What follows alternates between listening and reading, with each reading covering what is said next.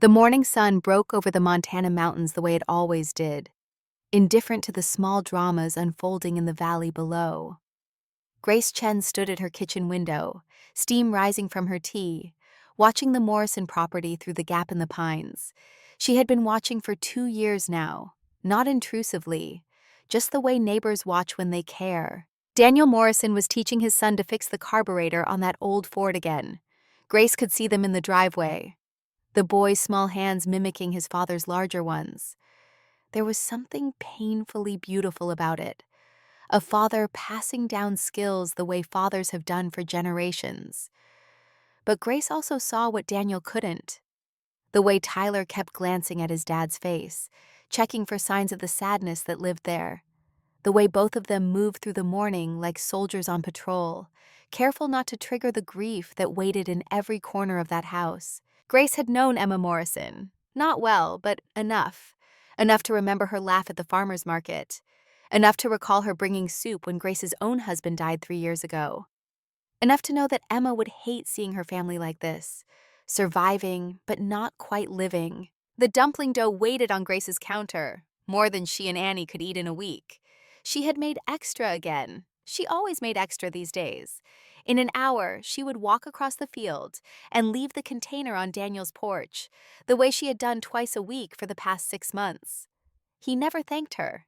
The containers always came back washed, left on her own porch in the dark hours before dawn. It was the closest thing to conversation they had. Annie came downstairs, backpack over her shoulder, 15 and beautiful in the way that terrified Grace sometimes. So much like her father, so much life ahead of her. "Mom, why do you keep feeding them?" Annie's question hung in the kitchen air.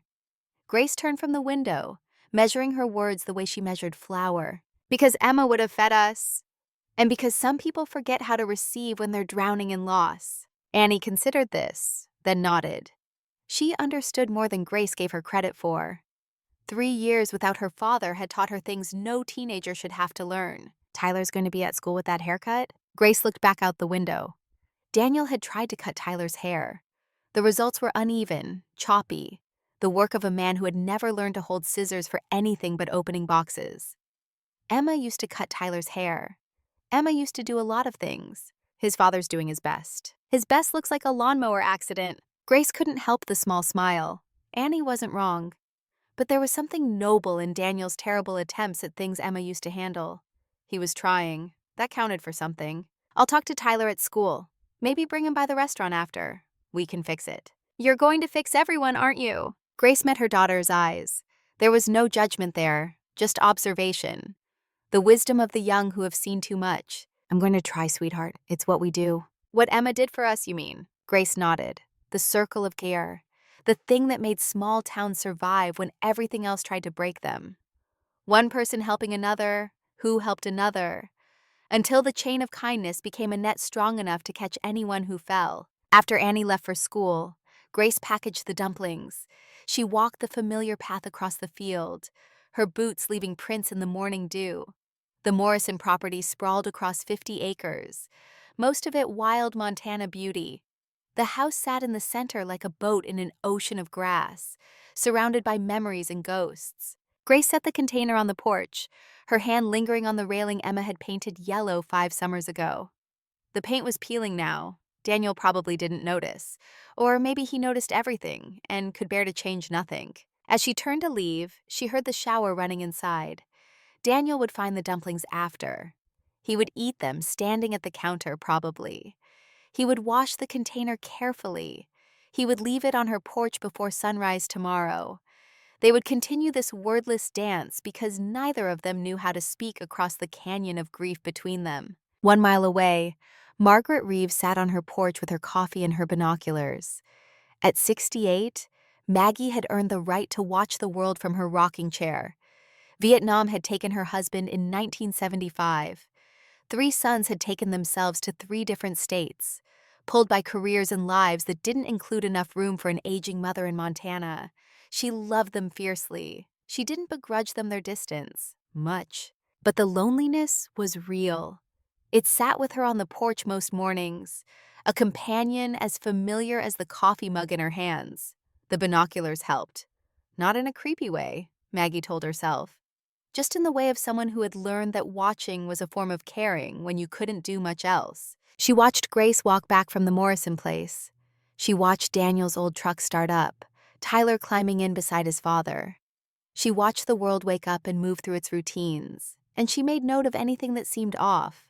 This morning, something was off. A black SUV turned onto their road. Expensive. City plates. The kind of vehicle that had no business on a county road where most people drove trucks held together by rust and prayer. The SUV slowed as it passed Maggie's place, then continued toward the Morrison property. Maggie lowered her binoculars and picked up her phone. She didn't call anyone. Not yet. But she made a note of the license plate in her careful handwriting.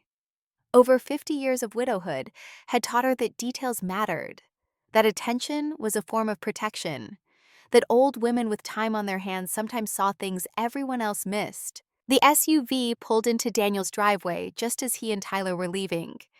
Maggie watched Daniel stop his truck, watched a woman step out of the SUV, professional clothes that screamed real estate or lawyer or something else equally unwelcome. "Trouble," Maggie said to the morning air. "I know trouble when I see it." Inside the black SUV, Diane Blackwell checked her lipstick in the mirror. Her hands were shaking. They had been shaking for weeks now, ever since Malcolm Reeves had explained exactly what would happen if she didn't deliver the Morrison property. She twisted the cap back on the lipstick, applied another layer of professional armor, and stepped out into the Montana morning. The property was beautiful. Of course it was. 50 acres of mountain views and possibility, worth maybe $400,000 on the open market. Malcolm was offering $850,000. That alone should have told her something was wrong from the start. But desperation made people stupid. Diane was learning that the hard way. Her phone buzzed. A text from her daughter Sophie. "Mom, did you deposit the check? Volleyball fees are due." Diane's stomach clenched. She hadn't deposited the check because the check didn't exist. The account was overdrawn. The credit cards were maxed. Her ex-husband was threatening to take the girls, claiming she was financially unfit. And Malcolm Reeves held the strings to her entire life, pulling tighter every day. She pocketed the phone and walked toward where Daniel Morrison was stepping out of his truck. He was tall, weathered, the kind of man who looked like he belonged to the land.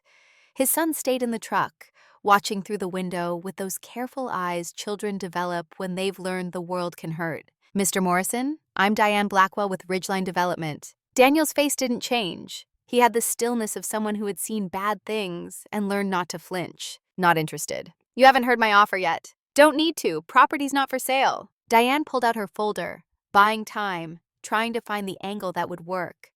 She had been good at this once, before everything fell apart, before her husband left, before the debts, before Malcolm. "Mr. Morrison, I understand this is family land.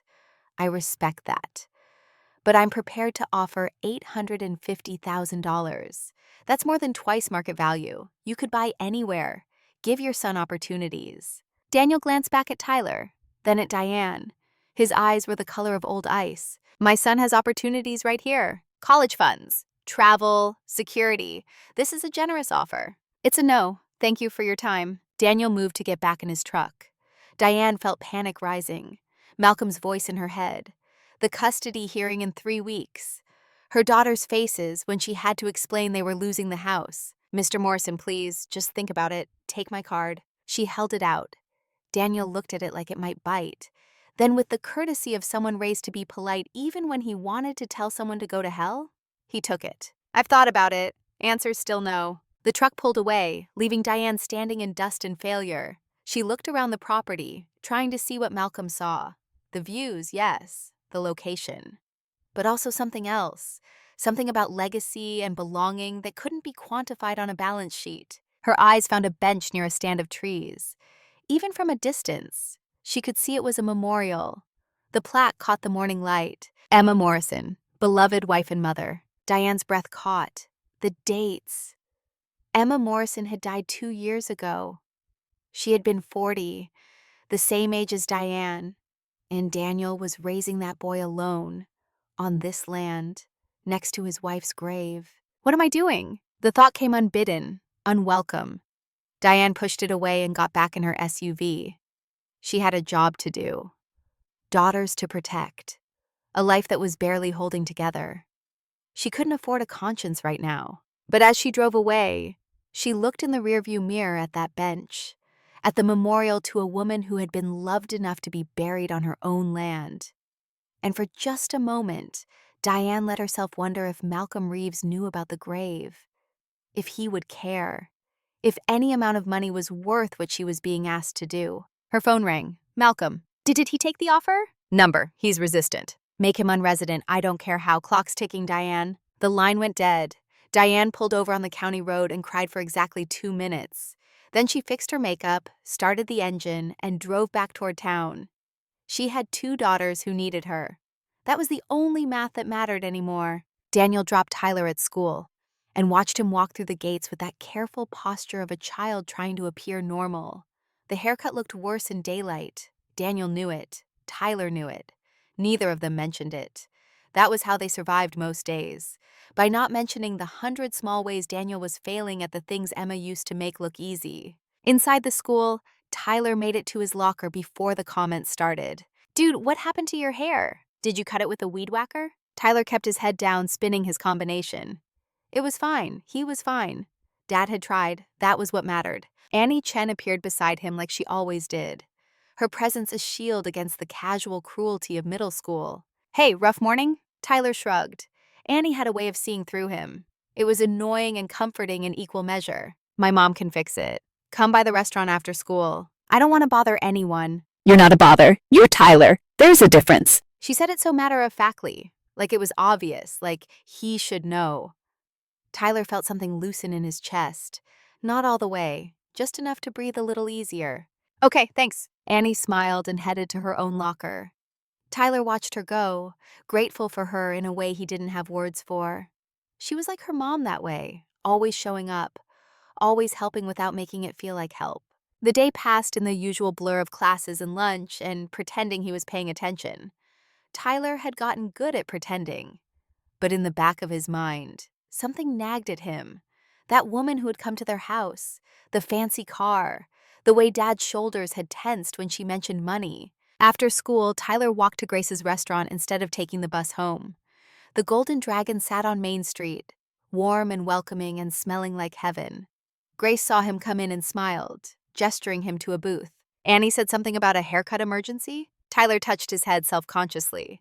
Grace laughed, but it was kind. Your dad loves you very much, but scissors are not his gift. Come on, I'll fix you up. She led him to the back room where she kept supplies. As she worked, careful and gentle, Tyler felt himself relax. This was what he missed. Not his mom specifically in this moment, but the feeling of being cared for by someone who knew what they were doing. Someone who touched his head without hesitation. Someone who didn't treat him like he might break. Your dad doing okay? The question was casual, but Tyler knew it mattered. He tries really hard. I know he does. Sometimes I think he's sad but pretending not to be. For me. Grace's hands paused for just a second, then continued cutting. Grown-ups do that sometimes. We think we're protecting you by hiding our pain. But it just makes everyone feel alone. Tyler considered this. Do you still get sad about your husband? Every day. But it's different now. The sadness is part of me, but it doesn't fill all of me up anymore. There's room for other things too. Like what? Like you? And Annie, and my restaurant, and helping people. Sadness and joy can live in the same house, Tyler. They do in mine. Tyler thought about his own house. The way Dad cleaned everything but changed nothing. The way they ate dinner in silence most nights. The way they were both trying so hard to be okay that they never actually talked about not being okay. I wish Dad knew that. About sadness and joy living together. Maybe you could tell him. He wouldn't listen. Not to me. Grace came around to look at him, her dark eyes serious. Tyler, your dad would listen to you more than anyone in the world. You're the person he loves most. But sometimes the people we love are the hardest ones to be honest with, because we don't want to hurt them. How do you know all this? Grace smiled sadly. I learned it the hard way. After my husband died, I pushed everyone away. Thought I had to be strong for Annie. But all I did was make us both lonely. My friends, my church, they wouldn't let me stay away. They kept showing up until I let them back in. She finished the haircut and handed Tyler a mirror. He looked like himself again. Better than himself, actually. Grace? Thank you for the food you leave. Dad doesn't say it, but it helps. Grace's eyes got shiny. You're welcome, sweetheart. Anytime. As Tyler left the restaurant, fresh haircut and a container of Grace's dumplings for dinner, he felt lighter, not fixed, but less alone. And maybe that was enough for today. At home, Daniel worked in his garage, trying to keep his hands busy enough that his mind wouldn't wander. The day had been normal, painfully, numbingly normal. The developer's card sat in his pocket like a hot coal. He should throw it away. He would throw it away.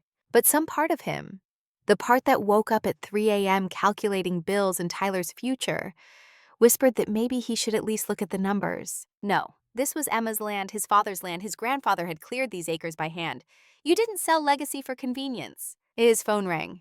The school. Mr. Morrison, this is Principal Hayes. There was an incident today. Tyler's fine, but we need to talk about some concerning behavior from other students. Daniel's entire body went on alert. What happened? Some older boys were harassing him, saying things about your property, claiming their parents work for some association. They pushed him. We've addressed it, but I wanted you to know. Was Tyler hurt? Some scrapes. Nothing serious. But Mr. Morrison, I'm wondering if there's something going on I should be aware of.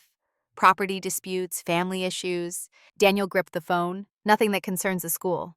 I'll talk to Tyler. Of course, we just want to make sure he's supported. After the call ended, Daniel stood very still.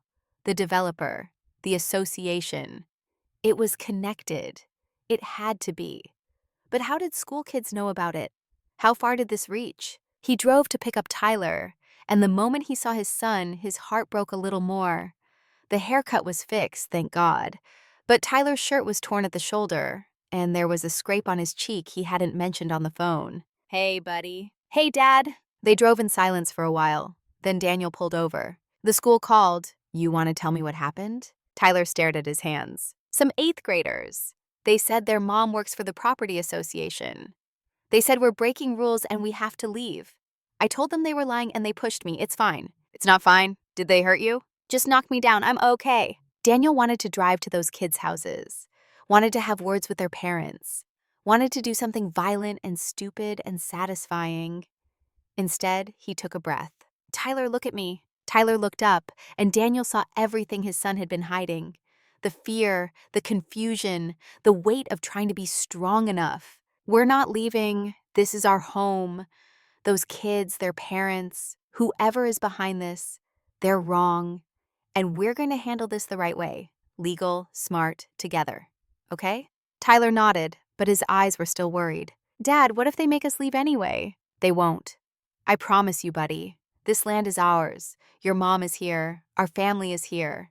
Nobody takes that from us. It was a promise he had no business making. But Daniel Morrison was a man who kept his promises, even when he had no idea how. Especially then. That evening, Grace stood at her window again. She had seen Tyler's torn shirt when he picked up the dumplings, had seen the way Daniel's jaw was set when he drove past later. Something was happening. Something bad. Her phone rang. Maggie Reeves. Grace, you seeing what I'm seeing? What are you seeing, Maggie? Trouble.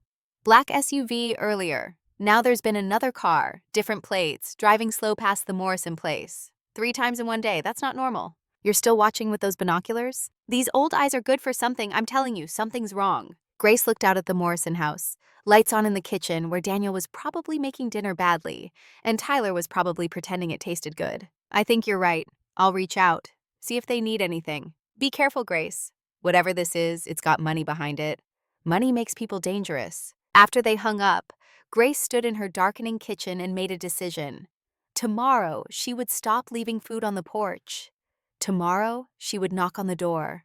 Tomorrow, she would stop letting Daniel Morrison drown in his grief and his pride. Emma would have wanted someone to look after them. Grace was going to be that someone, whether Daniel liked it or not. The next morning brought rain, soft and persistent. Daniel found the envelope in his mailbox. Official looking, heavy paper. He opened it standing in the driveway, rain soaking through his shirt. Ridgeline Community Association. Notice of violation. His property, the letter claimed, was in violation of community standards. Unsightly vehicles, non-compliant fencing, unapproved structures. Total fines, $500. Payment due within 30 days or a lien would be placed on the property. Daniel read it 3 times. There was no community association here. They were on county land. This was his family's private property, 47 years owned and paid for. He pulled out his phone and called the county assessor's office. "This is Daniel Morrison on Timber Ridge Road. Can you tell me what homeowners association has jurisdiction over my property?" There was typing, then a pause. "Mr. Morrison, according to our records, there's no HOA registered for your area. You're in unincorporated county land." "That's what I thought. Thank you." Daniel stared at the letter. Fake. Someone was sending fake legal documents. The developer. It had to be. But why? What was the play here? He thought about Tyler, about the kids at school, about the cars Maggie had seen. This wasn't random harassment. This was a campaign. That evening, Grace knocked on Daniel's door. It was the first time in 2 years.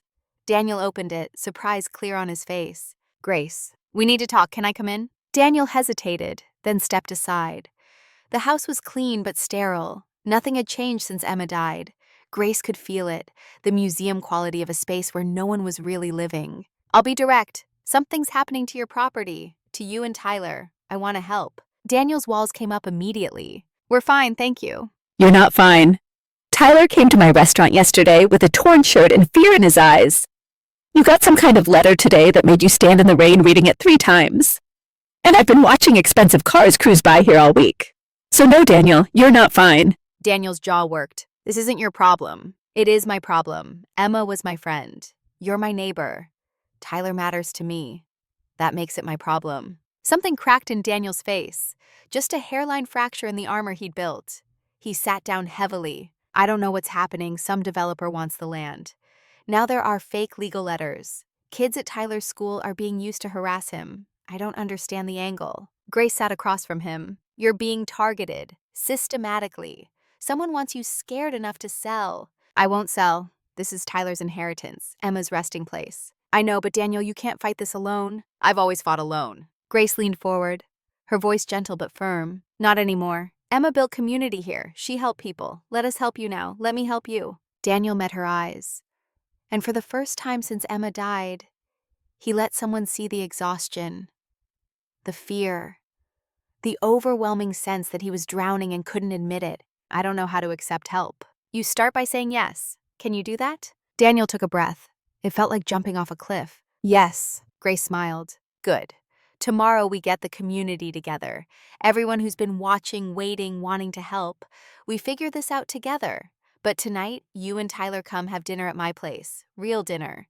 No more eating out of containers alone." "Grace, it's not charity. It's what neighbors do, what friends do." "Say yes again, Daniel." He almost smiled. "Yes." As Grace left, she felt something shift. A door opening. A man letting himself be seen. It was a start.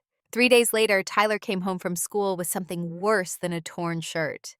His bike chain was broken, both tires slashed, and in his backpack, folded carefully, was a note. "Last chance. Sell or face consequences. Your son isn't safe." Tyler's hand shook as he gave it to his father. Daniel read it once, then very carefully set it down. His face was white. "Dad?" "Tyler, pack a bag. You're staying at Grace's for a few days." "Why? What's happening?" "Because I need to make sure you're safe while I handle this. I don't want to leave you." Daniel knelt down, hands on Tyler's shoulders. "You're not leaving me. You're being smart and brave. The bravest thing you can do is let the people who love you protect you. Can you do that?" Tyler nodded, tears he wouldn't let fall making his eyes bright. "Do you love Grace?" The question caught Daniel off guard. "I respect her. I'm grateful to her." "That's not what I asked." Daniel paused, then spoke truth he hadn't let himself acknowledge. "Yes, I think I do. Is that okay?" Tyler threw his arms around his father's neck. "It's okay, Dad. Mom would like her. Grace is kind like Mom was." Daniel held his son and let himself feel everything. The fear, the love, the faint, terrifying hope that maybe they didn't have to survive alone anymore. An hour later, Tyler was settled at Grace's house, playing cards with Annie while Grace made her 3rd pot of tea. Daniel sat at her kitchen table, the note in an evidence bag, calling the sheriff. Across town, Diane Blackwell sat in her car outside her daughter's school, hands shaking on the steering wheel. Malcolm had just called, told her to escalate, said Brad and Kyle were standing by, ready to do whatever it took. She thought about Tyler Morrison's face in the photo Malcolm had sent, thought about her own daughters, Sophie and Emma, walking out those school doors any minute, thought about the kind of person she was becoming. Her phone was in her hand before she made the conscious decision. The number she dialed wasn't Malcolm's. "Mrs. Chen, this is Diane Blackwell. We haven't met, but I need to tell you something. About who's behind this. About what they're planning, and I'm so sorry." Grace's phone rang as Daniel was leaving. She answered, and her face changed as she listened. "Daniel, wait." He turned. Grace put the phone on speaker. "Mrs. Chen, I'm here with Daniel Morrison." "Say that again." Diane's voice came through, shaking but determined. "They're planning to take Tyler. This Sunday, when everyone's at church, Brad and Kyle, the men working for Malcolm Reeves, they're going to grab him, use him as leverage to force you to sell. I was part of it. I helped plan it. And I can't live with myself anymore." Silence filled the kitchen. Then Daniel spoke, his voice deadly calm. "Who are you?" "My name is Diane Blackwell. I work for Ridgeline Development. Or I did. I'm calling because I have 2 daughters of my own. And if someone did to them what we've been planning to do to your family, I would never forgive them. So I'm telling you everything. And after that, I'll accept whatever consequences come." Grace looked at Daniel. His face was unreadable, but his hands were steady. The soldier had emerged. "Keep talking," Daniel said. "Tell us everything." And Diane did.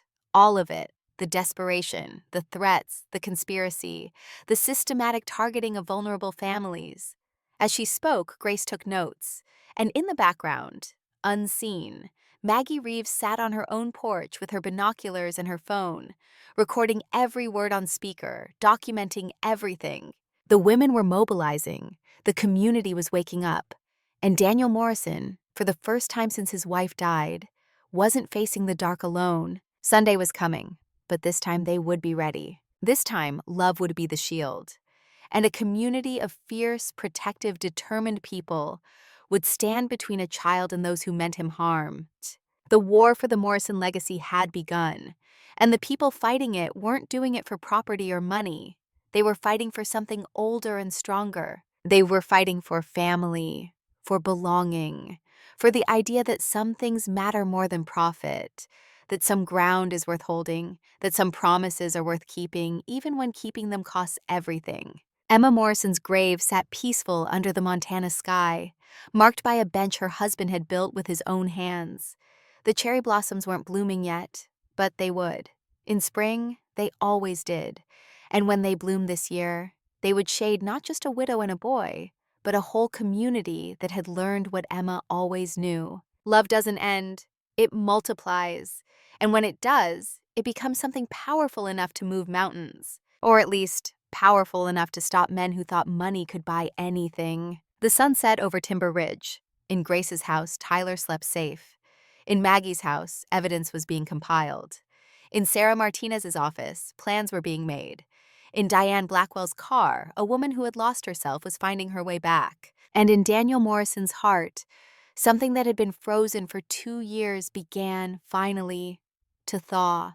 Tomorrow would bring its battles, but tonight there was just this: a community circling its wagons, women sharpening their swords, a father learning that protection sometimes means letting others help protect. And somewhere in the darkness, the men who thought violence and intimidation would win were about to learn an old truth. You don't threaten the children of a small town, not if you want to walk away whole. The story was just beginning. But the ending was already written in the determined faces of people who had found something worth fighting for: each other. The phone call lasted 47 minutes. Grace kept the speaker on while Daniel listened, his face carved from stone, his hands steady in a way that told her he had learned stillness in places where movement meant death. Diane Blackwell's voice came through shaking but determined, spilling secrets like water from a cracked dam. Malcolm Reeves isn't just some developer. He's connected. Offshore investors, shell companies, money that comes from places nobody wants to look too close. He's been doing this for years. 4 states, dozens of properties. Always the same pattern. Find vulnerable families, single mothers, widowers, elderly, immigrants, people who don't know their rights or don't have resources to fight. Pressure them with fake legal documents, harass them, terrorize them until they sell for cheap, then flip the land to his investors for massive profit. Grace made notes, her handwriting precise despite the tremor in her fingers. She had seen predators before, Her late husband's killer had worn a uniform and carried a rifle. But evil was evil whether it wore combat fatigues or a business suit. How many families? Daniel's voice was quiet. It was the kind of quiet that made smart people nervous. Diane's pause was answer enough before she spoke. 47 properties in the last 3 years. Your land and one other are the last holdouts. If either of you refuses to sell, the entire development project collapses. Malcolm has $60 million in debt financing this resort. If it falls through, he's bankrupt. Maybe worse. His investors aren't the kind of people who accept losses gracefully. Who's the other holdout? Grace looked up from her notes. She already knew the answer from the sick feeling in her stomach. The Chen family, Grace and her daughter Annie. Diane's words hung in the kitchen air. Daniel's eyes found Grace's, and something passed between them. An understanding. They weren't just neighbors anymore. They were allies. Whether they had wanted this war or not, it had found them both. Tell me about Brad and Kyle. Diane took a shaky breath. Brad Sutton, former military police, dishonorably discharged for excessive force. He's got a temper and a grudge against anyone in uniform who he thinks wronged him. Malcolm hired him specifically for intimidation. Kyle Marsh is his partner. Smaller, sneaky, does the fake documentation, impersonates officials. They work cheap because they like the power. Daniel's jaw tightened almost imperceptibly. Grace had known Emma Morrison well enough to recognize the look of a man doing calculations he wished he didn't have to make. Military police. That meant Brad would know tactics, would understand how soldiers thought. This wasn't random muscle. This was Malcolm sending a message. What's the Sunday plan? They know your routines. No Maggie goes to church at 8. No Grace takes the kids to 9 o'clock service. No you stay home most Sundays. The plan is to catch Tyler alone or with minimal protection. Grab him. Nothing violent if possible, but Brad's authorized to use force if necessary. Then contact you. Offer a trade. Property deed for your son. Grace felt ice in her veins. She looked toward the living room where Tyler was sleeping on her couch, young and small and trusting that the adults would keep him safe. The rage that rose in her was maternal and absolute. We're calling the FBI. Grace's voice was steel. I already did. This afternoon, before I called you. They're opening an investigation, but they need evidence. They need time. Sunday is in 2 days. Daniel stood and walked to the window. Grace could see the soldier emerging from the grieving father like a snake shedding skin. His posture changed. His breathing changed. When he turned back, there was something in his eyes that she imagined enemies had seen right before they stopped being problems. Then we don't give them time. We end this Sunday. How? By being ready. By not being alone. By making sure that when they come for what's mine, they understand exactly what that will cost them. After the call ended, Daniel looked at Grace across the kitchen table. Rain drummed on the roof. The clock ticked toward midnight. Tyler's soft breathing carried from the other room. I should go. You should stay. The guest room is made up. Tyler will want to see you in the morning. Daniel hesitated. Decades of self-reliance warring with the bone-deep exhaustion of carrying everything alone. Grace stood and walked to him. She didn't touch him, didn't push, just stood close enough that he could feel he wasn't alone. Emma used to tell me you were the strongest man she knew.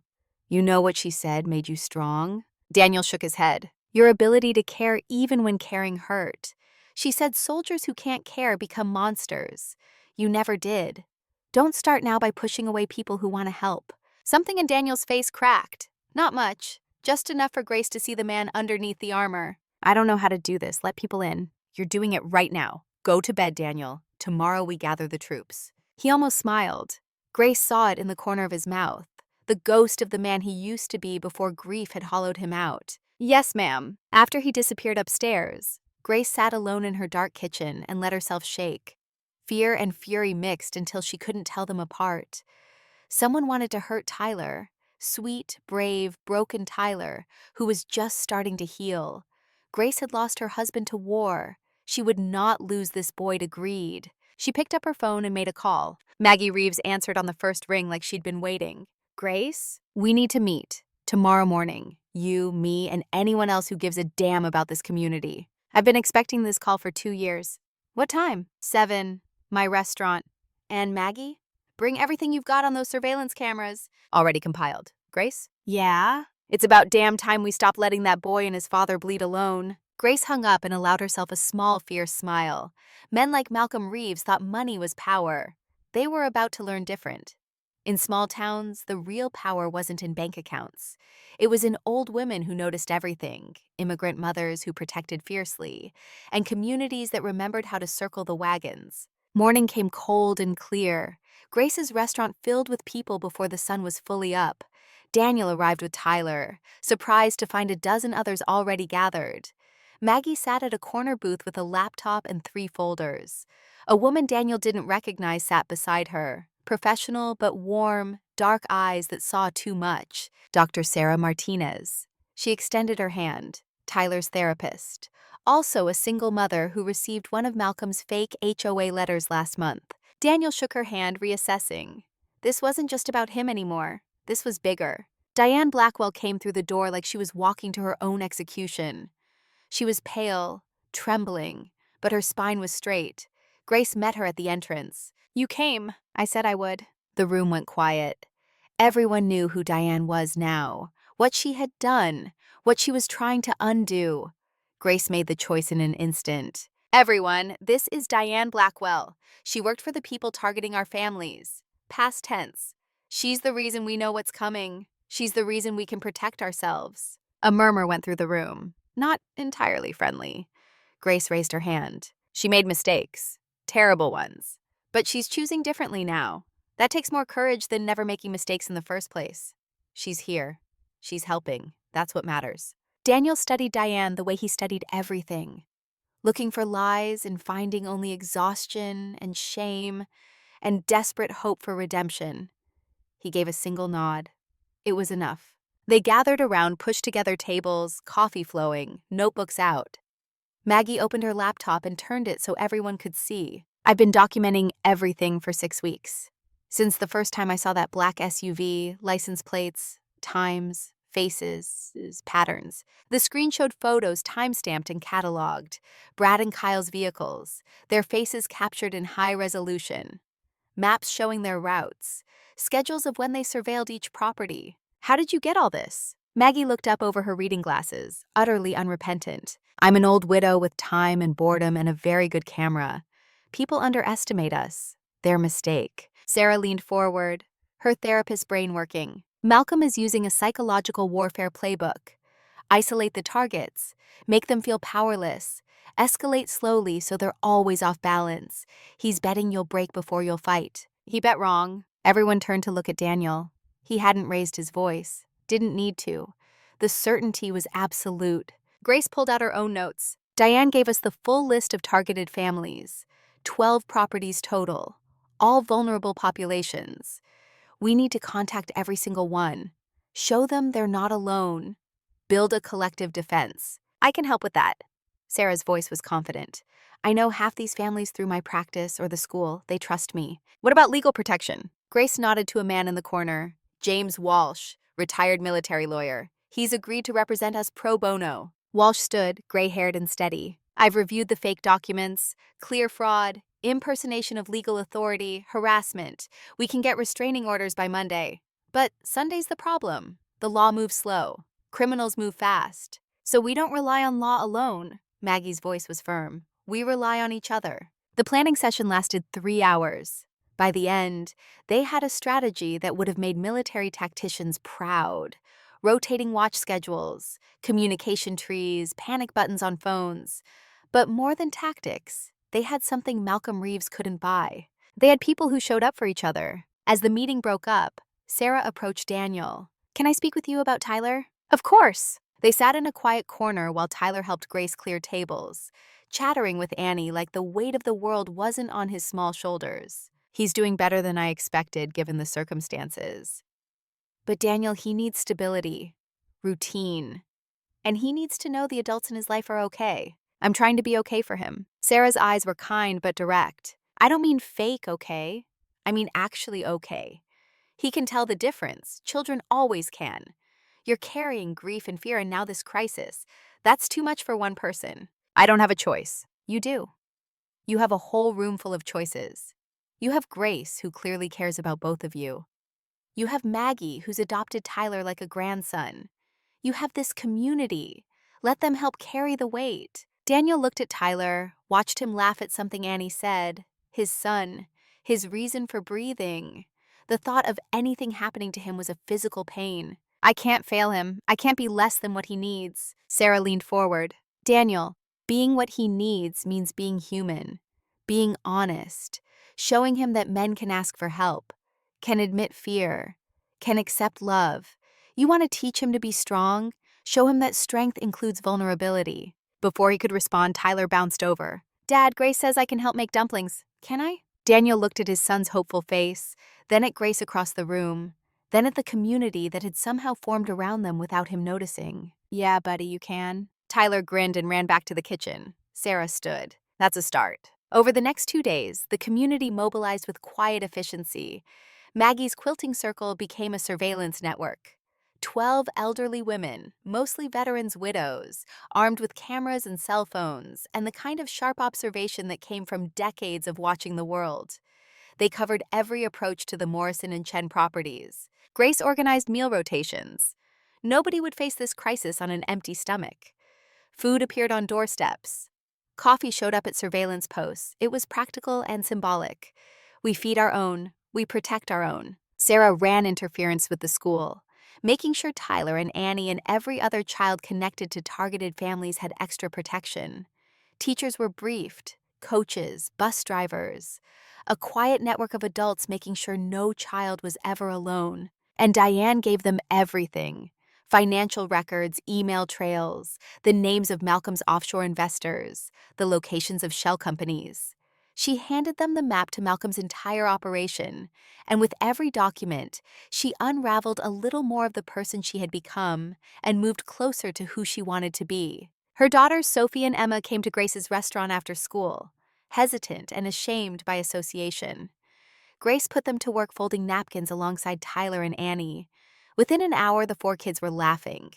Trauma bonding or just childhood resilience, Grace didn't care. They were healing each other. Friday evening, Grace found Daniel on her back porch after Tyler had gone to bed.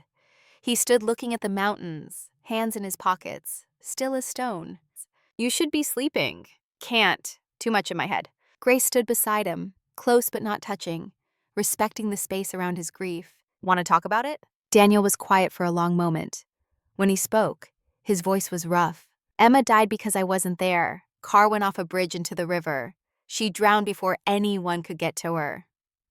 I was overseas, came home to a funeral and a son who looked at me like I was supposed to have all the answers. Grace's heart broke for him, for the weight he'd been carrying. That wasn't your fault. Doesn't matter. She's gone. Tyler lost his mother, and now these people want to take the one piece of her we have left. This land, her grave. I can't let that happen. You won't, we won't. Daniel turned to look at her finally. Really look at her. Grace saw him seeing her, maybe for the first time. Not just the neighbor who brought food, not just Emma's friend, but Grace, a woman who had survived her own losses, who had raised a daughter alone, who knew about the weight of being strong when you wanted to crumble. Why are you doing this? It's not your fight. Grace met his eyes steadily. It became my fight when they threatened a child. Any child. But especially Tyler. And you want the truth? Always. Because I care about him. And I care about you. And I'm tired of watching you carry everything alone when you don't have to. Something shifted in the air between them. Daniel took a small step closer. Grace held her ground, her breath catching. Grace, I don't know how to do this, whatever this is. This is 2 people who have been alone too long, finding out they don't have to be anymore. We don't have to figure it all out tonight, Daniel. We just have to not run away from it. His hand came up, gentle, touching her face like she might break. Grace leaned into it, letting herself feel the warmth of human touch after so long in the cold. I haven't wanted to feel anything since Emma died. Too dangerous. And now I'm terrified. Because if I let myself care about you, I could lose you too.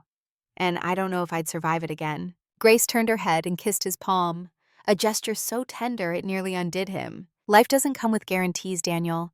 All we get is right now, this moment, this choice to be brave enough to try. Before he could respond, they heard a sound from inside, Tyler, calling out in his sleep. Both of them moved toward the house, the moment suspended but not broken. Some things could wait. A frightened child could not. Tyler was sitting up when they reached him, breathing hard, eyes wild with nightmare. Daniel sat on one side of the couch, Grace on the other, surrounding him with warmth and presence. Just a dream, buddy, you're safe. They were taking you. In the dream, I couldn't stop them. Grace took Tyler's hand while Daniel pulled him close. That's not going to happen. Want to know why? Tyler nodded against his father's chest. Because you're not alone. Because you've got your dad, who's the strongest, smartest man I know. You've got me, and I'm pretty fierce when someone threatens my kids. You've got Grandma Maggie, who sees everything. You've got Dr. Sarah, who understands how brains work. And you've got this whole community who loves you. Anyone who wants to hurt you has to go through all of us first. You think they can do that? Tyler thought about it, then shook his head.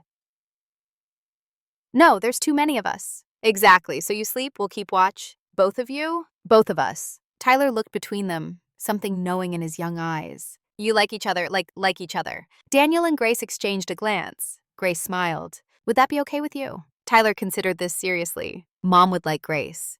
She told me once that if anything happened to her, she wanted Dad to be happy again. I think Grace makes Dad happy. Kind of. When he lets himself be. Out of the mouths of babes. Daniel's voice was thick. So it's okay? It's good, Tyler said firmly, because families are supposed to be together, and you feel like family now. After Tyler drifted back to sleep between them, Grace and Daniel sat in the quiet dark, their son breathing peacefully in the middle, and let themselves imagine a future where this could be normal, where fear didn't rule every moment, where love was possible again. Saturday brought escalation. Daniel's garage was vandalized overnight. $15,000 in tools stolen, equipment damaged, his livelihood sabotaged. The sheriff came, took reports, but they all knew it would lead nowhere. Brad and Kyle were professionals at leaving no evidence. Then Grace's restaurant received anonymous health code complaints, surprise inspections, violations that didn't exist being reported. Sarah coordinated with the county, got the complaints dismissed, but the message was clear. Malcolm was pushing harder. That evening, the women gathered at Maggie's house while the men watched the children. A council of war in a quilter's living room. Diane sat pale and shaking. This is my fault. I told him about all of you. Gave him the information he's using to hurt you. Maggie's voice was firm. You're also giving us the information we need to stop him. The past is done. What matters is what you do now. Sarah pulled out her phone. I've contacted everyone on the target list. 8 families are ready to fight. 4 already sold but are willing to testify if we can prove fraud. We have witnesses, we have evidence, we have community solidarity. Grace looked around the room at these women, so different but united in purpose. Tomorrow's the day. They're coming for Tyler. We need to make sure when they do, they find more than they bargained for. What if it goes wrong? Diane's voice was small. What if someone gets hurt? Then we deal with it. Maggie's tone brooked no argument. But we don't back down because of what ifs. My husband didn't die in Vietnam, so I could let bullies take my home. Grace didn't survive her husband's death to let predators hurt children. Sarah didn't raise babies alone to watch them terrorized. We fight because that's what we do. Grace reached across and took Diane's hand. You're part of this now, part of us. We protect our own. That includes you and your daughters. Diane's eyes filled with tears. I don't deserve this. Your kindness. Sarah's voice was gentle but firm. None of us deserves grace. That's what makes it grace. You made mistakes. You're making amends. That's enough. The planning continued into the night. Watch schedules, positioning, who would be where. Maggie revealed she had a licensed firearm and knew how to use it. Sarah had pepper spray and a black belt in karate from her younger days. Grace had a baseball bat blessed by her priest and zero hesitation about using it. But mostly they had the phone tree. 12 families, 47 people, all on speed dial, all ready to respond within minutes. You try to take one of ours, you face all of us. Grace said it like a prayer and a promise. Sunday morning arrived with deceptive peace, clear skies, birdsong, the kind of day that belonged in postcards. Grace woke early, anxiety thrumming through her veins. Tyler and Annie were still asleep upstairs. Daniel was already up, checking windows, his military training making him restless. Grace, something's wrong. What? I don't know, just a feeling. Grace trusted those feelings. Soldiers and mothers both learned to listen to instinct. She checked her phone. The group chat was active. Maggie had seen a vehicle she didn't recognize parked 3 streets over. Too far to be obvious, close enough to watch. They're here, staging. Daniel's face went hard. We stick to the plan. Church at 9. Everyone goes. But I stay here. Number. Grace's voice was firm. You don't face them alone. I've faced worse alone. Not anymore, you haven't. I'm staying with you. Grace. No arguments. Tyler stays with Maggie and Sarah. Takes both girls to church. Everyone visible, everyone accounted for except us. We're the trap. Daniel looked at her for a long moment, then nodded. They were partners in this. Equal. Both warriors in their own ways. At 8:30, Maggie arrived with Sarah. The plan was set in motion. Tyler hugged his father, then Grace. Be careful, always. You be good for Grandma Maggie. I will. The children left with their protectors. The house emptied. Grace and Daniel stood in the suddenly quiet space, listening to the world outside, waiting for violence to find them. Daniel handed Grace his phone. Anything happens, you hit the panic button. Sends alert to everyone.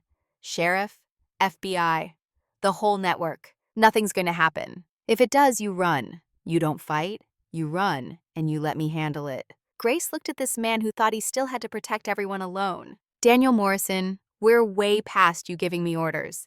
I'm staying. I'm fighting if I have to. And you're going to have to accept that I'm exactly as stubborn as you are. Despite everything, he almost smiled. Emma was right about you. What did she say? That you were the strongest woman she knew. Stronger than me, even. I didn't believe her then. And now? Now I think my wife was smarter than I gave her credit for. They waited. Minutes stretched. Daniel positioned himself where he could see all approaches. Grace stayed near the window, phone in hand, watching.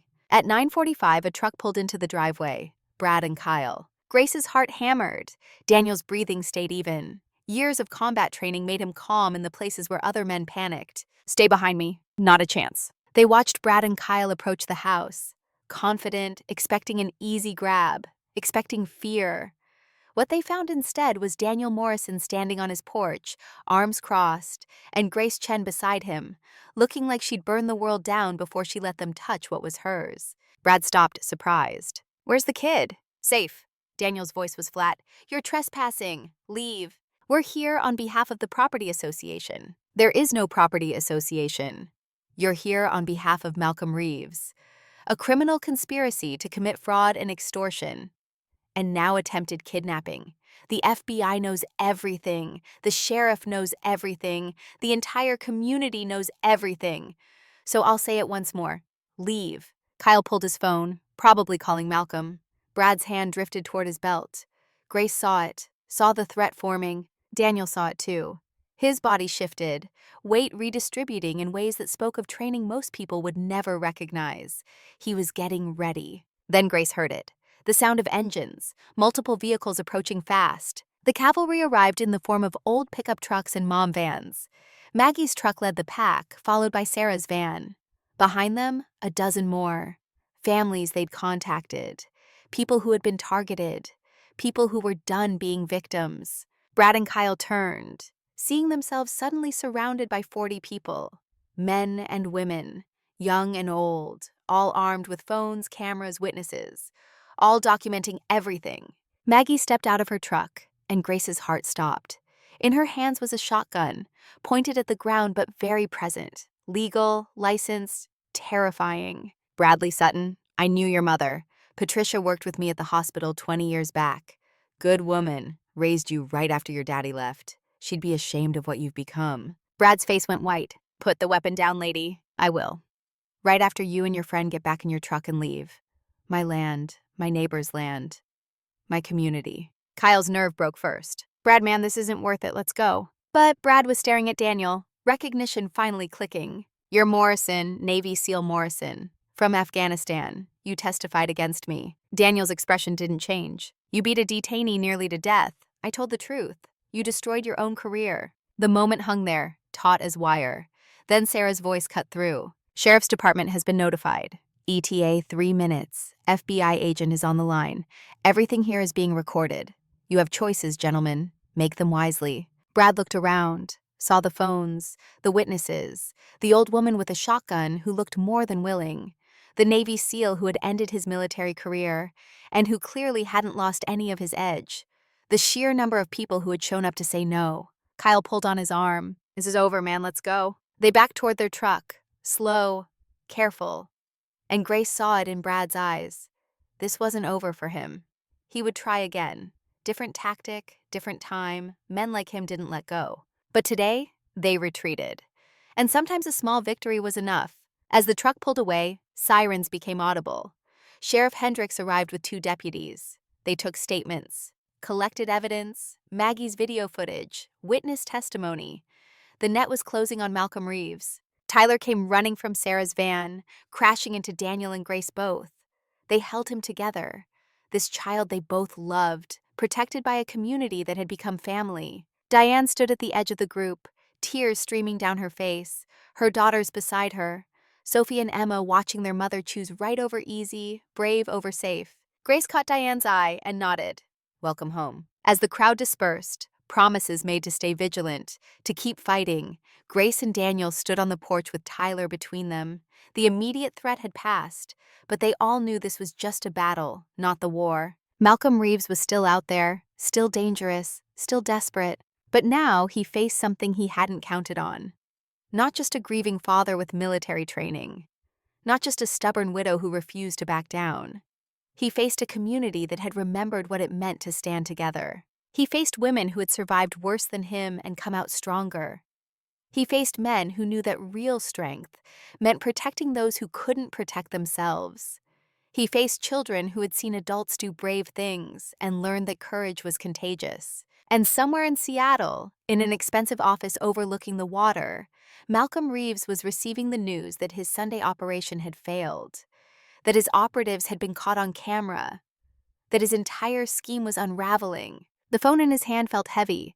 The investors would call soon, demanding explanations, demanding results, demanding blood. Malcolm stared out at the city that had made him and wondered if it was about to break him. Wondered if his Aunt Maggie would ever forgive him. Wondered if there was any way out of the hole he dug. The answer he feared was no, but he wasn't done yet. Not while he still had cards to play, not while there was still a chance. He picked up the phone and made a call to people who solved problems in ways that didn't involve courts or laws or mercy. If the community wanted war, Malcolm would give them war. He had nothing left to lose. That made him more dangerous than ever. The call came at midnight. Daniel's phone lit up the darkness, Sheriff Hendricks's name on the screen, and he knew before answering that the quiet they'd been living in was over. "Malcolm Reeves is on the move." Sheriff's voice was tight. "FBI tracked him leaving Seattle 3 hours ago, heading east. Likely destination Montana. You need to be ready." Daniel sat up, Grace stirring beside him in the bed they'd been sharing more nights than not lately. Tyler was asleep down the hall. The house they'd been building a life in suddenly felt exposed, vulnerable, like a target painted on every window. "What's the timeline?" 6 to 8 hours if he drives straight through. FBI's got units moving, but they're playing catch-up. He's got a head start and nothing left to lose. After hanging up, Daniel stood at the window watching his property. The land his grandfather had cleared. The grave where Emma rested. The future he was trying to build with Grace. Malcolm was coming. The man who had orchestrated everything, who had sent Brad and Kyle, who had threatened Tyler, coming here to finish what his proxies had failed to do. Grace appeared beside him, close enough that he could feel her warmth. "You heard? He's coming, 6 hours, maybe less. Then we prepare. We're not alone this time." The phone tree activated at 12:15. Grace called Maggie, who called Sarah, who called Diane. Within 20 minutes, every family on the target list knew. Within an hour, the Morrison property wasn't empty anymore. Maggie arrived first with her cameras and her shotgun, and the kind of determination that came from defending what mattered. Sarah came with her black belt and her phone full of emergency contacts. Diane brought her daughters and her evidence files and the desperate need to make things right. By 2 a.m., 15 adults surrounded the property in a loose perimeter, not threatening, just present. Witnesses, protection. The kind of shield that couldn't be bought or intimidated or moved. Tyler woke to find his house full of people and processed it with the resilience of a child who'd already survived worse. "Is the bad man coming?" Daniel knelt down, hands on his son's shoulders. "Yeah, buddy. But look around, you see all these people? They're here because they love you, because we're family. He can't get through all of us." Tyler looked at the faces. Maggie setting up her surveillance equipment, Sarah teaching Grace some basic self-defense moves, Diane organizing the watch rotation with military precision she'd learned from managing Malcolm's operation and was now using against him. Annie and Sophie keeping the younger kids calm and occupied. We're really not alone anymore, are we? No, son, we're really not. The sun rose over Montana at 5:43, painting the sky in colors that belonged in paintings. Malcolm Reeves arrived at 6:17, driving a rental sedan that had seen better days, looking like a man who'd driven through the night chasing demons he couldn't outrun. He stopped at the end of the driveway when he saw the people, the cameras, the cars arranged in a careful pattern that said this property was defended. He sat there for a long moment, engine running, probably calculating odds that didn't favor him. Then he got out. Malcolm looked smaller than his photograph suggested, thinner. The expensive suit was wrinkled, his hair needed cutting. He walked up the driveway like a man approaching his own execution, and maybe he was. Maggie stepped forward before anyone else could move. Her nephew, her blood, her responsibility. Malcolm, Aunt Maggie, his voice cracked on her name. I didn't know you'd be here. Where else would I be? This is my community. These are my people. You threatened them. I came to talk, to explain. You came to threaten, to intimidate. The FBI's 20 minutes behind you, Malcolm. They called ahead. You're done. Malcolm's face crumpled. Not theatrical, genuine. The mask he'd worn for so long falling away to reveal a broken man underneath. I know I'm done. I just needed to see it, to see what I was trying to destroy, to understand why I couldn't. He looked past Maggie to the gathered families, to Daniel standing protective in front of Tyler, to Grace beside them, fierce and ready, to Diane who'd betrayed him to save her soul, to the children playing in the background, oblivious to the adult drama, safe because an entire community had chosen to be their shield. You were right. All of you.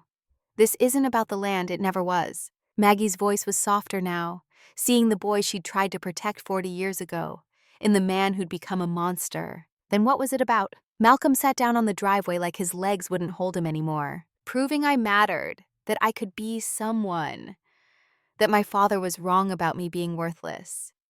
I thought if I was rich enough, successful enough, powerful enough, the pain would stop. But it never did. It just made me into him, into the thing I hated most. The silence that followed was broken by Tyler's voice, young and clear, and without the weight of adult cynicism. My dad says people can change, if they choose to. Are you choosing to? Malcolm looked at this child he'd tried to use as leverage, whose home he'd tried to steal, whose father he'd tried to break. The innocence in that question, the hope, nearly destroyed him. I want to. God, I want to, but I don't know if I can. I don't know if it's too late. It's not. Grace's voice now, the woman who'd rebuilt herself after loss. It's never too late to choose differently. But you have to face what you've done. All of it. Before Malcolm could respond, the sound of engines approached. FBI vehicles, marked and unmarked, converging from both directions. Sheriff Hendricks leading local backup. The machinery of justice arriving to collect what it was owed. Malcolm stood, hands already coming up in surrender. I'm not running, I'm done running. Agent Torres stepped out of the lead vehicle, professional and precise. Malcolm Reeves, you're under arrest for racketeering, wire fraud, conspiracy to commit kidnapping, and about 15 other charges we'll detail at the station. You have the right to remain silent. As they read his rights, Malcolm looked at Maggie one more time. I'm sorry, for all of it, for failing you, for becoming what I became, for hurting people who didn't deserve it. Maggie stepped forward, took his hand despite the federal agents watching. I'll visit. Every week if they let me. You're still family, but you're going to prison, Malcolm. And you're going to have to live with what you've done. I know, maybe that's what I deserve. They led him to the vehicle. As he got in, he looked back at the Morrison property one more time, at the land he tried to steal, at the community he tried to break, at the legacy he tried to destroy for profit. He looked at it and maybe, finally, understood what he'd never learned from his father. That some things couldn't be bought, some things couldn't be taken, some things existed outside the economy of greed and lived in the economy of love instead. The vehicles pulled away, Malcolm Reeves in custody, his empire already crumbling as investors fled and prosecutors built their cases. The gathered families stood in the morning light, processing what they'd witnessed. Not violence, not revenge, just a broken man facing consequences, and a community choosing mercy without surrendering justice. Daniel pulled Tyler close. That's what accountability looks like, buddy. He chose to surrender, to stop running. That took more courage than fighting would have. Will he go to prison for a long time? Probably. But he gets to choose who he becomes in there, whether he uses that time to become better or just becomes more bitter. I hope he becomes better. Me too, son. The crowd began to disperse, the immediate threat neutralized, the crisis resolved for now. But Daniel knew this was just the beginning. Trials would come, testimony, legal battles that would stretch for months or years. Malcolm's arrest was a victory, but not the end. Grace found him on Emma's bench an hour later, after the property had cleared, and Tyler was eating breakfast with Annie and Maggie inside the house. You okay? Trying to be. It's over, but it doesn't feel over. Because it's not. The legal stuff will take time. But Daniel, the important part is over. Tyler's safe, the land's safe, we're safe. Daniel looked at this woman who'd saved him without making a show of it, who'd loved his son when she didn't have to, who'd stood with him when standing would have been easier alone.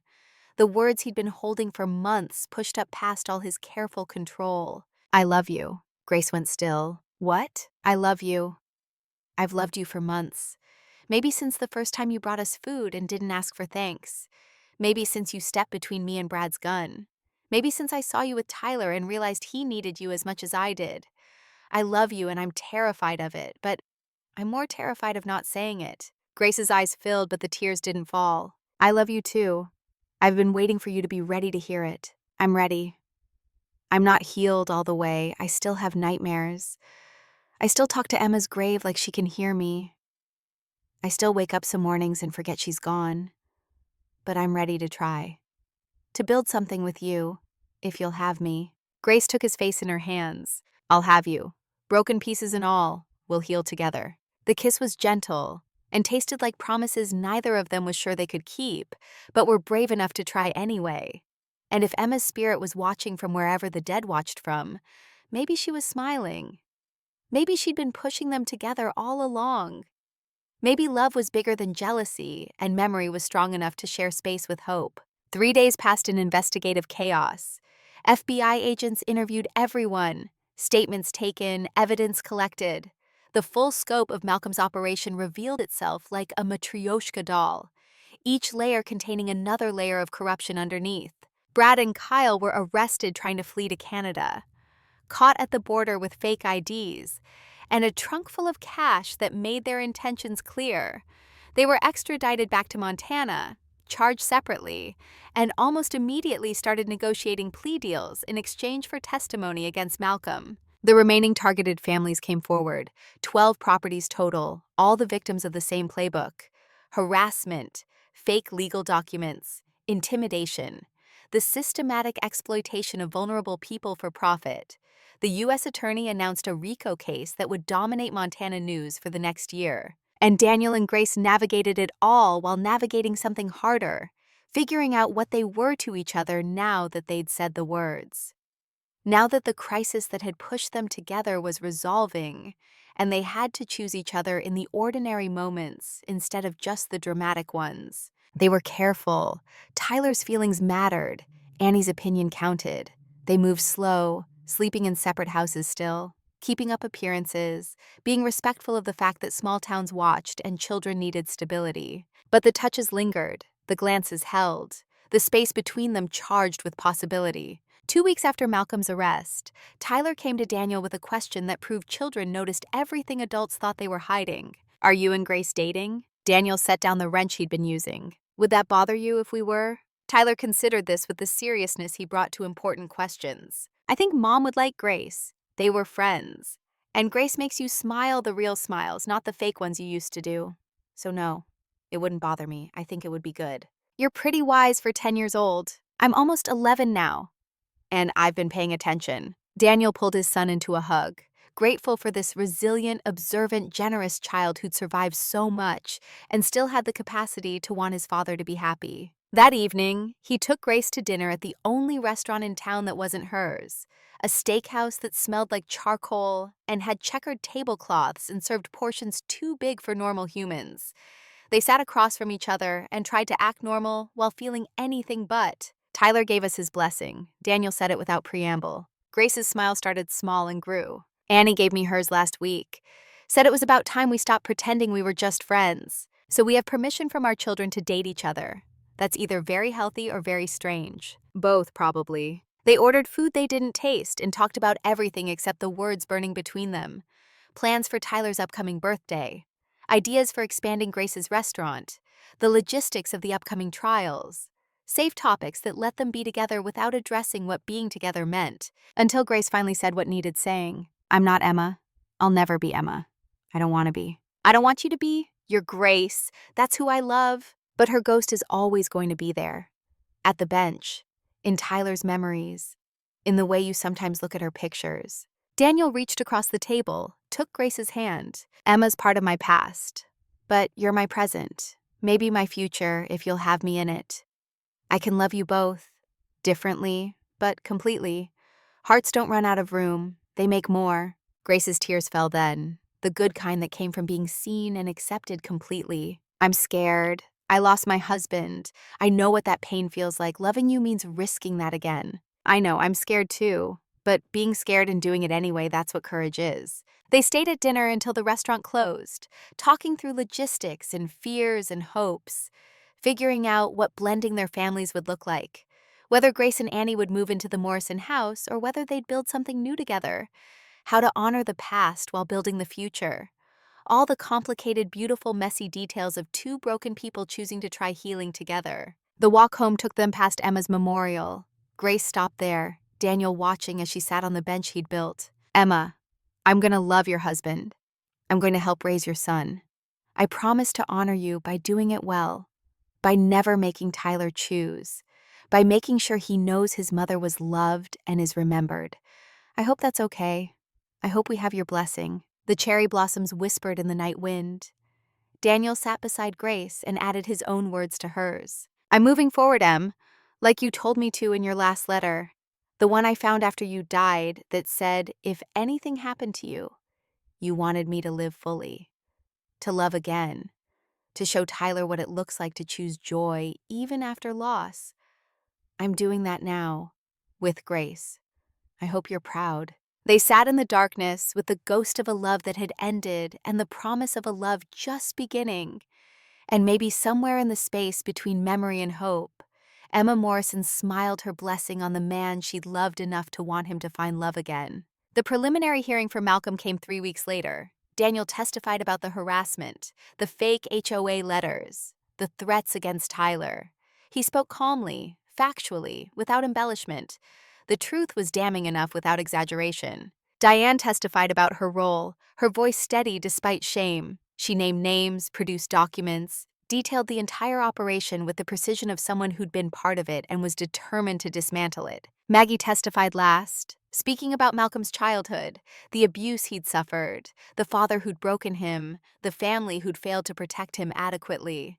She spoke without excusing, but with enough compassion to humanize the monster the prosecutors were trying to build. The judge bound Malcolm over for trial on all counts. No bail, flight risk and danger to the community.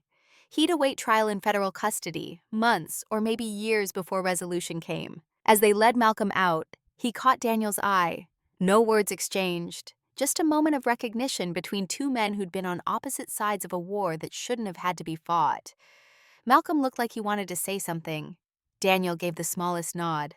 Acknowledgement without forgiveness. Witnessing without absolution. Outside the courthouse, the families gathered, all 12 properties represented. All the victims who'd been targeted, terrorized, forced to fight for what should have been theirs by right. They stood together and the message was clear. You tried to break us apart. You made us stronger together. That evening, the community held a potluck at Grace's restaurant, celebrating not victory exactly, but survival. The crisis had passed. The immediate threat was gone. What came next was healing and justice through proper channels, and the slow work of rebuilding what had been damaged. Children played while adults talked. Tyler and Annie organized games for the younger kids. Sophie and Emma Blackwell helped serve food. The teens who'd been scared became the ones making others feel safe. The cycle turning, trauma transforming into strength. Daniel stood with Grace watching it all, his arm around her waist in public for the first time. their relationship no longer secret or tentative but claimed openly. This is what we were fighting for, not the land, this. Grace leaned into him. Family, in all its forms. Chosen in blood, built and born, all of it. As the evening deepened, speeches were given. Sarah talked about community resilience. Diane spoke about second chances. Maggie raised her glass to the stubborn refusal to let evil win. And when it was Daniel's turn, he kept it simple. 2 months ago, someone tried to take everything from me. My home, my son, my future. But he couldn't. Because of you. All of you. You showed up. You stood together. You proved that community is stronger than money. That love is stronger than fear. Thank you. For saving us. For letting us save you back. The applause was genuine and warm. And in the middle of it, Grace took Daniel's hand and squeezed once. A promise. A commitment. The beginning of something they'd both been too scared to reach for and were now brave enough to try. The party wound down around midnight. Families drifted home to beds and routines and the ordinary magic of safe spaces. Daniel and Grace walked Tyler back to the Morrison house, Annie beside them, the four of them moving together like they'd been doing it for years instead of weeks. At the door, Tyler looked at the adults. Are you staying tonight, Grace? Grace looked at Daniel, a question in the glance. He nodded. Yeah, buddy, if that's okay with you. It's okay, it's good. Inside, they got the kids settled. Tyler in his room with a book. Annie in the guest room that was slowly becoming hers. The house that had been a museum to grief was becoming a home again. Slowly, carefully, with respect for what had been but room for what could be. Daniel and Grace stood in the kitchen that Emma had designed, in the house Emma had loved, and chose to build new memories without erasing old ones. This is strange. Grace's voice was quiet. Being here, in her space, she'd want you here, want us here, building life, not preserving death. How do you know? Because she told me, in the letter she left, in case something happened. She said the house was for living in, that if she died, I should fill it with love again, not seal it like a tomb. Grace's eyes shone. She really said that? Daniel went to the bedroom, to the drawer where he kept Emma's letter, the one she'd written as insurance, as blessing, as permission. He handed it to Grace. Read it. Grace sat on the bed that had been Emma's and Daniel's, and read words from a woman who'd loved her husband enough to want him to find love after her. The letter spoke of Tyler needing a mother, of Daniel deserving happiness, of the house needing laughter, of love being bigger than death and memory being strong enough to share space with new beginnings. Emma had written it all, her handwriting steady, her blessing clear. When Grace finished, she was crying. She loved you so much. I know. And she'd love that I found you, that Tyler found you, that we're building this together. Grace set the letter down carefully, treating it like the sacred object it was. I'm honored to be here, in her home, building on what she started. Our home now, if you want it. I want it. Scared, but wanting. That night, they slept in the same bed for the first time in the house Emma had loved. Not erasing her, but making room for Grace beside her. Two women who'd never met, but who both loved the same man and the same child, past and future sharing space, memory and hope coexisting. And if ghosts existed, if Emma watched from wherever the dead watched from, maybe she was proud. Maybe she'd known all along that love didn't diminish when shared. It multiplied, made room for more. The Morrison house settled into new rhythms that night. A father who'd learned to ask for help, a son who'd learned family could expand, a woman who'd learned to risk her heart again, and the memory of a love that had ended, but whose legacy lived on in the love that was beginning. Outside, Montana night covered everything in stars. The land that had almost been stolen rested peaceful. And on a bench beneath cherry blossoms, Emma Morrison's name was carved in wood that would weather and age but never disappear. The story was moving forward, the healing was happening, and tomorrow would bring new challenges and new joys, and the beautiful, complicated work of building family from choice and circumstance, and the stubborn refusal to let fear win. But tonight there was just this: safety, love, home, and that was enough. The FBI arrived on a Tuesday morning 6 weeks after Malcolm's arrest. 3 agents in dark suits carrying boxes of evidence that represented 2 years of investigation. Daniel sat across from Agent Rebecca Torres in the sheriff's conference room, Grace beside him, their hands not quite touching on the table, but close enough to draw strength from proximity. Agent Torres spread photographs across the table, like a car dealer showing a winning hand: shell companies, offshore accounts, wire transfers that crossed international borders, the money trail that connected Malcolm Reeves to investors in 3 countries, some of whom had connections that made the FBI's Financial Crimes Unit call in their counterterrorism division. This isn't just real estate fraud anymore. Torres's voice was matter-of-fact, the tone of someone who had seen worse but still found this impressive in its audacity. Your case cracked open something we've been tracking for 18 months: money laundering, racketeering, possible foreign influence operations using U.S. property acquisitions as cover. Malcolm Reeves is looking at federal charges that could put him away for 25 years. Daniel absorbed this without expression. 2 decades in special operations had taught him that victories were rarely clean. Malcolm going to prison was justice, but it didn't undo the fear Tyler had carried, didn't erase the nights Grace had stayed awake watching the driveway, didn't bring back the tools stolen from his garage, or the sense of safety they'd all lost. What about the families he targeted? Torres pulled out another folder. We're working with the U.S. Attorney to structure restitution. Civil suits are being filed. Brad Sutton and Kyle Marsh have both taken plea deals. They're testifying against Malcolm and providing evidence on the entire operation. Between criminal restitution and civil judgments, most families should recover their losses. It won't be fast, but it will happen. Grace leaned forward. And the assault charges against Daniel, the ones Brad filed? Torres allowed herself a small smile. Reviewed the video footage, consulted with use of force experts. Self-defense, clear as day. Prosecutor dropped all charges this morning. Mr. Morrison, you're free and clear. Daniel felt something unknot in his chest. He hadn't realized how much that had been weighing on him until it lifted. The thought of Tyler visiting him in prison, of losing everything they'd fought for because he'd protected his son, had been a quiet terror living in his bones. Grace's hand found his under the table. He turned his palm up, laced their fingers together. Small gesture. Monumental shift. The preliminary hearing is next month. Torres gathered her files. We'll need your testimony. All of you. This is going to trial. And when it does, I want Malcolm Reeves and everyone connected to him to understand that stealing from families, terrorizing children, that has consequences. After she left, Daniel and Grace sat in the conference room's fluorescent silence. Outside, Montana spring was turning the world green again. Inside, they were 2 people who had survived something that should have broken them and were still figuring out what came next. I keep waiting for the other shoe to drop. Daniel's voice was quiet, waiting for something else to go wrong. Maybe nothing else will. Maybe we get to just heal now. I don't know how to do that. Grace stood, pulled him up with her. Then we learned together. 6 months dissolved in the slow machinery of justice, grand jury indictments, discovery, motions and counter-motions.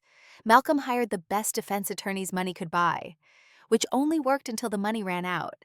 His investors, facing their own investigations, cut him loose. His assets froze. His expensive life collapsed like a house of cards in a stiff wind. Maggie visited him in jail every month. Daniel couldn't understand it at first, this loyalty to a man who had tried to destroy her community. But Grace explained it in the way she explained most things, with the patience of someone who understood that men sometimes needed obvious truths spoken plainly. She's teaching him what family actually means, not abandoning people when they're at their worst. It's the lesson he never learned from his father. Maybe if he learns it now, he can become something better than what he was. You really believe people can change that much? I believe we have to believe it. Otherwise, what's the point of anything? Tyler healed in the visible ways children do when given safety and time and people who love them. His nightmares came less frequently. His laughter came more easily. He still saw Dr. Sarah every other week, but now it was maintenance, not triage. He'd made the honor roll, joined the robotics club, started teaching younger kids at the community center how to fix bicycles. One evening, Daniel found him in the garage, organizing tools with the precision of someone who had watched his father do it 1,000 times. You're getting good at this. You taught me. Tyler looked up, his face so much like Emma's it still occasionally stole Daniel's breath. Dad, can I ask you something? Always. Are you and Grace going to get married? Daniel set down the wrench he'd been holding. Conversations with his son had gotten easier over the months, but this one still felt like walking a tightrope. Would that be okay with you if we did? Tyler considered this with the seriousness he brought to important questions. I think Mom would want you to be happy. And Grace makes you happy. I can tell because you smile more now. Real smiles, not the fake ones you used to do. When did you get so smart? I've always been smart, you just started noticing. Daniel laughed, genuine and surprised. His son, growing up, becoming someone Emma would have been proud of, someone Daniel was learning to be proud of himself for raising, even when he felt like he was making it up as he went. No plans yet, buddy. We're taking it slow. But yeah, maybe someday. If she'll have me. She will. Tyler said it with the confidence of the young who see things adults complicate. She looks at you the way you look at her, like you're both surprised and happy at the same time. Out of the mouths of babes. The trial began on a Monday in October. Federal courthouse in Helena, 2 hours from Timber Ridge.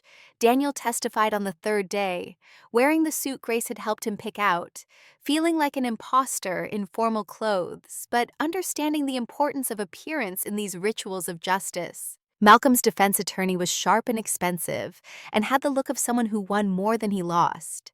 He came at Daniel hard, trying to paint him as a violent veteran with PTSD who had overreacted to a simple business proposition. Mr. Morrison, you've killed people, haven't you? Daniel met his eyes without flinching. In service to my country, yes. And you suffer from post-traumatic stress disorder? I've been diagnosed with PTSD. I'm in treatment. It's managed. Managed. The attorney said the word like it was coated in poison. So when Brad Sutton arrived at your property, you were already predisposed to view him as a threat. Daniel's attorney objected. The judge sustained. But the damage was attempted. Daniel took a breath, centered himself the way his therapist had taught him, and spoke with the calm that came from knowing the truth. Brad Sutton arrived at my property as part of a criminal conspiracy to terrorize my family and steal my land. He pointed a weapon at me while attempting to kidnap my 10-year-old son. I responded with appropriate force to neutralize the threat and protect a child. That's not PTSD. That's parenting.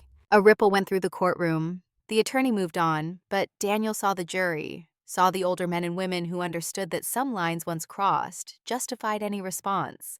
They weren't looking at him like he was dangerous. They were looking at him like he was a father, like they would have done the same. Diane testified the next day. She had lost weight, gained composure, found something in herself that looked like strength forged in fire.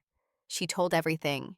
The desperation, the manipulation, Malcolm's explicit orders to do whatever it took, the threats against her daughters that had pushed her past every moral boundary she thought she had. Malcolm's attorney tried to break her, suggested she was lying to save herself, implied she was the real architect of the scheme. But Diane had spent 6 months preparing for this moment, and she didn't break. She looked at the jury and told them the truth. I made terrible choices. I hurt good people. I let fear turn me into someone I didn't recognize. But Malcolm Reeves didn't just hire me. He studied me, found my weaknesses, exploited them. He did that to dozens of families. And when I finally found the courage to stop, to tell the truth, he threatened to destroy what was left of my life. That's who he is. Someone who finds broken people and breaks them further. Grace testified about the community impact, the fear that had rippled through Timber Ridge, the children who had nightmares, the elderly who felt unsafe in homes they'd lived in for decades. She spoke with the quiet authority of someone who had rebuilt a life from grief and wasn't about to let anyone take her community's peace. Maggie testified about Malcolm's childhood, about the abuse he'd suffered, about the father who had beaten him and the family who had failed to protect him. It was the only testimony that seemed to touch Malcolm, sitting at the defense table in a suit that no longer fit quite right. His aunt, defending him by explaining him, not excusing, just explaining. The jury deliberated for 8 days. When they returned, the verdict was read in a courtroom so quiet you could hear breathing. Guilty on all counts: racketeering, wire fraud, money laundering, conspiracy, attempted kidnapping, extortion. Malcolm's face remained blank, but his hands shook. Maggie, sitting in the gallery, closed her eyes and whispered something that might have been a prayer. Sentencing came 2 months later. The judge was a woman in her 60s who had spent 30 years on the bench and had the look of someone who had heard every excuse and believed none of them. "Mr. Reeves, you exploited vulnerable families. You terrorized children. You corrupted the legal system for personal gain. This court sentences you to 15 years in federal prison. You will pay $8 million in restitution to your victims. You will have no contact with any victim or their families except through approved legal channels. Do you understand?" Malcolm stood, and when he spoke, his voice was hoarse. "Yes, Your Honor, I understand, and for whatever it's worth, I'm sorry. To all of them, I'm sorry." The judge's expression didn't change. "Tell that to your parole board in 12 years. Court is adjourned." They led Malcolm away in chains. Maggie stood to go to him, but the marshals were already moving. She sat back down, tears on her weathered face, and Grace reached across the aisle to take her hand. "You did right by him, loving him even when he didn't deserve it. That's what love is, especially when they don't deserve it." The civil settlements came through over the following months. Ridgeline Development liquidated. Every illegally acquired property returned to its original owners. Families who had sold under duress were compensated. Daniel received $120,000. It covered the legal fees, the lost income, the therapy bills, the security system he'd installed, the sense that justice, however slow, eventually arrived. He used part of it to pay off the mortgage on the Morrison land. 50 acres, free and clear, owned outright, for the first time in 3 generations. He took the deed to Emma's grave and sat on the bench he'd built and told her they were safe, that Tyler was safe, that the legacy she'd loved was protected. The rest went into Tyler's college fund and the community legal defense fund that Grace and Sarah had established, helping others fight what they'd fought, making sure the next family targeted by predators had resources and support and the knowledge that they weren't alone. Timber Ridge transformed in the quiet way small towns do when they remember what they're capable of. The Morrison-Chen Community Protection Act passed the county council unanimously. Grace was elected to the council, the first Asian American woman to serve. Sarah joined the county mental health board. Maggie chaired the community protection committee, her surveillance network now official and appreciated. The monthly potlucks became tradition. The first Sunday of every month, Grace's restaurant filled with families who had been through fire together and come out forged into something stronger. Children who had been terrified learned to play again. Adults who had isolated learned to trust again. A community that had almost fractured learned to hold together. Daniel's garage business came back stronger than before. Word spread about the Navy SEAL who had stood up to a criminal conspiracy and won. People brought him work from 3 counties over.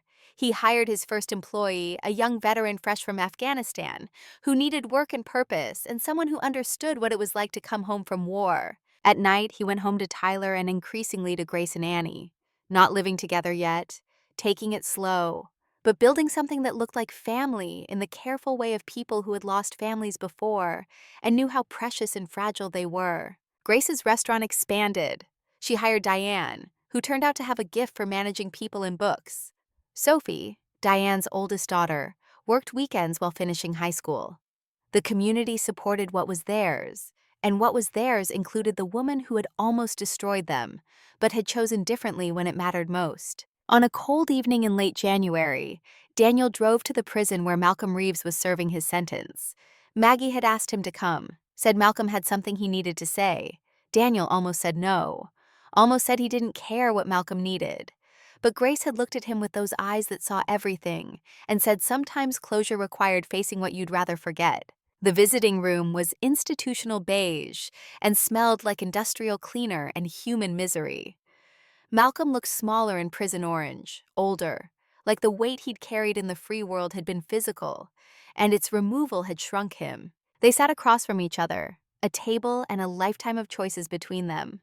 "Thank you for coming." Malcolm's voice was different, quieter, less certain. "I know you didn't have to," Maggie asked. "I know, still. You could have said no." Daniel waited. He'd learned patience in places where impatience got people killed.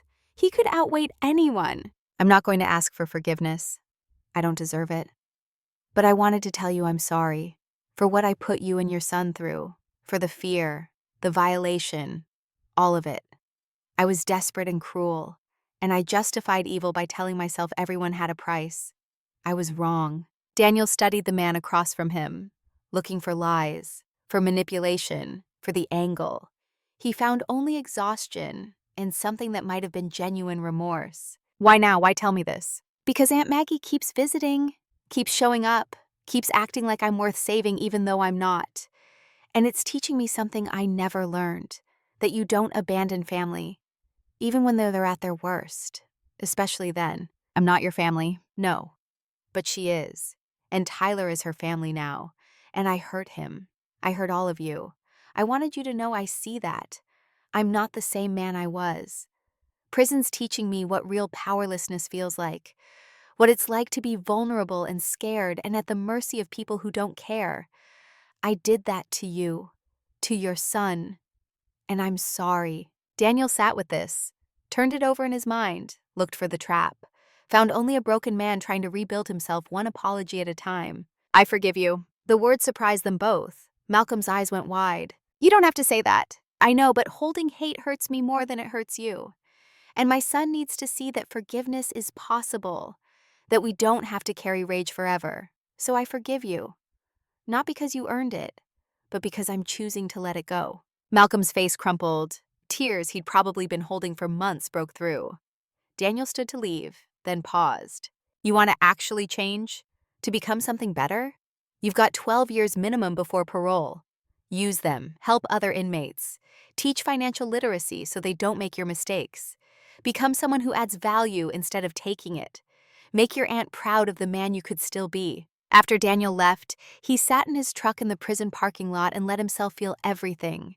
The anger that still lived in him, the fear that sometimes woke him at 3 a.m., the love for his son that made all of it bearable, the unexpected affection for Grace that had grown from gratitude into something deeper and more complicated, and more real than anything he'd felt since Emma died. His phone rang. Grace, how did it go? He told the truth. I forgave him. I don't know if I meant it yet, but I said it. That's how it starts. You say it until you mean it. Fake it till you make it. When did you get so wise? I've always been wise. You just started noticing. Daniel laughed, his son's words in Grace's mouth. This family he was building, piece by careful piece. Come over for dinner. Tyler made dumplings. They're terrible, but he's so proud. I'll be there in an hour. Daniel? Yeah? I love you. I know we haven't said it enough, but I do, and I wanted you to remind you. Silence. Then, I love you too. More every day. They hung up without more words. Some things didn't need elaboration. Some truths stood complete and whole on their own. Daniel drove home through Montana twilight, through the valley that held everything that mattered. His son, his land, his future. The ghost of his past and the promise of what came next living side by side in complicated peace. At Grace's house, Tyler's terrible dumplings waited. Annie's laughter, Grace's smile. The ordinary miracle of people choosing to build something together in the wreckage of what they'd lost. The war was over. The healing was beginning. And Daniel Morrison, who had survived combat and grief and attacks on everything he loved, was learning the hardest battle of all, learning to accept happiness, learning to believe he deserved it, learning that love, when it found you twice in one lifetime, was meant to be held close and protected and cherished with everything you had. February arrived with snow that covered everything in white silence. Daniel stood in his garage on a Saturday morning, Tyler beside him teaching the Henderson kid how to change spark plugs, teaching what his father had taught him, passing down the tradition. Grace appeared in the doorway, backlit by winter sun, and Daniel's heart did the thing it had been doing lately. The skip, the catch, the reminder that he was alive and lucky and loved. Can I talk to you for a minute? Something in her voice made him wipe his hands and follow her outside. Tyler took over with the Henderson kid, confident and capable, needing his father less each day, and somehow that was okay. Grace led him to Emma's bench, snow covering the ground around it, the cherry blossom tree bare but alive, waiting for spring. I went to the doctor yesterday. Daniel's world stopped. Are you okay? Grace took his hand and he saw it then. The joy mixed with fear, mixed with wonder. I'm fine. More than fine. Daniel, I'm pregnant. The world restarted. Different. Changed. Everything the same and nothing the same all at once. We weren't trying. I know. We were careful but not perfect. And I'm 45 and I thought at my age it wasn't even possible. But apparently biology had other plans. Daniel sat down hard on the bench. A baby, another child, at his age, at their ages, with everything complicated and uncertain and just beginning. Grace sat beside him, searching his face. Say something. I don't know what to say. Are you upset? No? Maybe. I don't know. Tyler's 12. I thought I was done with diapers and midnight feedings. I thought we were just starting our life together, not adding more chaos. We are starting our life together. This is just part of it. Daniel looked at her, really looked, saw the fear behind the hope, the question she wasn't asking because she was too proud or too scared. He took her face in his hands. Grace Chen, will you marry me? Is this because I'm pregnant? This is because I love you. I was going to ask next month, actually. Had a whole plan. Ring at the jeweler's, speech prepared. This moment is just moving the timeline up. You had a plan? Had Tyler's approval and everything. But this works too. So will you. That's the worst proposal I've ever heard. It's the only proposal I've got. Marry me. Build this family with me. Let me love you and this baby and Tyler and Annie. Let me be all in. Grace kissed him, tasting like tears and laughter. And yes, Tyler's going to be so excited. He's been asking when you were going to propose for months. He has? Kids see everything we think we're hiding. Come on, let's go tell him he's going to be a big brother. They walked back to the garage hand in hand. Tyler looked up from the engine he was explaining and saw their faces and grinned. Finally, you asked her? She told me first. We're having a baby, buddy. You're going to have a brother or sister. Tyler let out a whoop that probably scared every bird in the county. He crashed into both of them, hugging fierce and hard and happy in the way of kids who have lived through darkness and treasure light when they find it. Can I be best man at the wedding and help with the baby? And can we name it Emma if it's a girl? Daniel looked at Grace over their son's head. She nodded, eyes shining. Yeah, buddy, we can name her Emma, if you want. I want. Mom would want that too. A new Emma. So the name keeps going. That evening, they gathered everyone who mattered. Maggie and Sarah and Diane, the kids, the chosen family they'd built from crisis and choice. Grace made the announcement, and the room erupted in joy. Hugs and tears and promises of support. Maggie pulled Daniel aside while the celebration swirled around them. You're doing good, son. Emma would be proud. I hope so. I'm terrified. That's how you know you're ready. The people who aren't scared are the ones who mess it up. Across the room, Diane was talking to Sarah, both of them laughing about something. Two single mothers who had found friendship in unlikely places. Sarah's own relationship with Greg was getting serious, his kids and hers blending into something that looked like family. Tyler sat with Annie and Sophie and Emma Blackwell, all four kids talking over each other, excited and young and safe. This was what they'd fought for. This right here, not land, not property, not money, just the simple, profound gift of children who could be children, who could plan and dream and laugh without fear. Daniel stood in Grace's kitchen and watched his future unfold in real time. A wedding to plan, a baby coming, a son growing up, a business thriving, a community healed, a life rebuilt from ashes into something he hadn't dared to hope for. Emma's picture sat on Grace's mantel, smiling out at the room. Grace had put it there without asking, understanding that honoring the past made space for the future. 3 women in Daniel's life now, one in memory, one in his arms, one growing in Grace's belly, all connected by love that didn't end, didn't replace, just expanded to make room for more. Outside, Montana winter covered everything in peace. Stars emerged early in the February darkness. The land that had nearly been stolen rested quiet under their protection. And in the house that was becoming home, Daniel Morrison let himself believe in happy endings. Not because everything was perfect, because it wasn't. There would be hard days ahead, sleepless nights, challenges, fear that sometimes reared up when he least expected it. The scars from what they'd survived would always be there. But love was there too, and community, and chosen family, and the stubborn refusal to let darkness win. Malcolm Reeves sat in a prison cell learning about consequences. Brad and Kyle served their sentences, lessons delivered too late but delivered nonetheless. The families that had been terrorized found peace again, one day at a time. And on a Montana morning that would soon smell like cherry blossoms and new beginnings, Daniel Morrison woke up beside the woman he loved, heard his son laughing downstairs, felt the flutter of new life growing, and understood what Emma had been trying to teach him all along. Legacy wasn't about land, it was about love.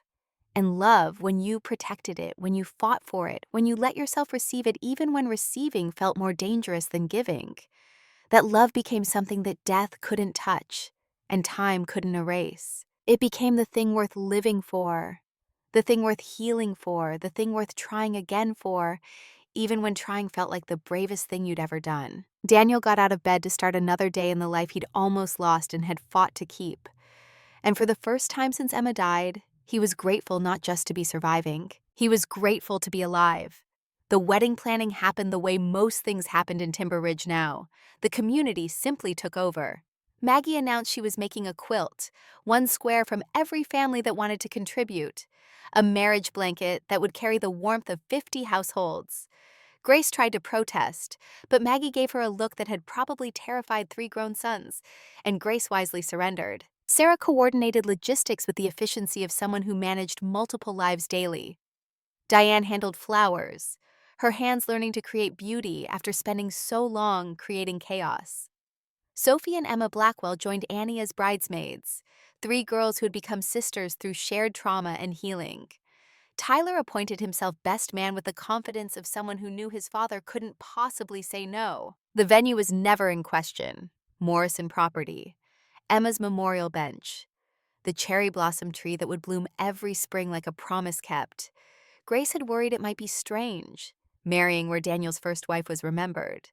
But Daniel had taken her hand and walked her to that spot on a clear evening in early March. This is where my past and future meet. Emma's part of our story. Always will be. Honoring her doesn't mean forgetting her. It means showing Tyler that love doesn't end when people die. It transforms. It makes room for more. Grace had cried then. The good kind of tears that came from understanding you'd found someone who saw you completely and loved you anyway. The date was set for late March, after the snow melted, but before Grace's pregnancy became too obvious. She was 3 months along, barely showing, just enough that the dress needed subtle accommodation, but not so much that anyone who didn't know would notice. Small-town gossip being what it was, everyone knew. And everyone approved in that fierce, protective way small towns had about their own. Daniel's garage became wedding headquarters in the evenings. Tyler and the Henderson kid worked on the sound system. Daniel built an arbor from wood salvaged from his grandfather's old barn. Every nail a piece of history. Annie and Sophie strung lights that would turn the property into something magical come dusk. Grace watched it all from her kitchen window, hand on her belly where Emma Grace Morrison grew, and marveled at how life could break you and rebuild you into something stronger than you'd been before. The wedding day arrived with perfect Montana spring weather, clear skies, warm sun that promised summer ahead, mountains standing eternal in the background, like witnesses to every promise ever made in their shadow. The property transformed, white chairs arranged in rows, the arbor Daniel built positioned so the ceremony would happen with Emma's bench visible, a silent blessing from the past on the future being built. 60 people gathered, which was everyone who mattered and no one who didn't. Daniel stood at the arbor in his dress uniform, the one he hadn't worn since Emma's funeral, now pressed and cleaned and repurposed for joy instead of grief. Tyler beside him in a suit that made him look suddenly older, already the young man he was becoming visible in the boy he still was. Maggie sat in the front row with Sarah and her kids and Greg, the man Sarah had been seeing for nearly a year, and who made her smile in ways that reminded Grace what happiness looked like. Diane was there with her daughters, no longer on the outside, but woven into the fabric of this community that had chosen to redeem rather than reject her. The music started. Annie came first, Grace's daughter walking steady and proud, becoming the bridge between 2 families joining into one. Sophie and Emma Blackwell followed, giggling quietly about something, young and alive and safe. Then Grace appeared at the far end of the aisle, and Daniel forgot to breathe. She wore white that flowed gently around her barely visible belly, flowers in her dark hair, beauty that had nothing to do with the dress and everything to do with the joy that radiated from her.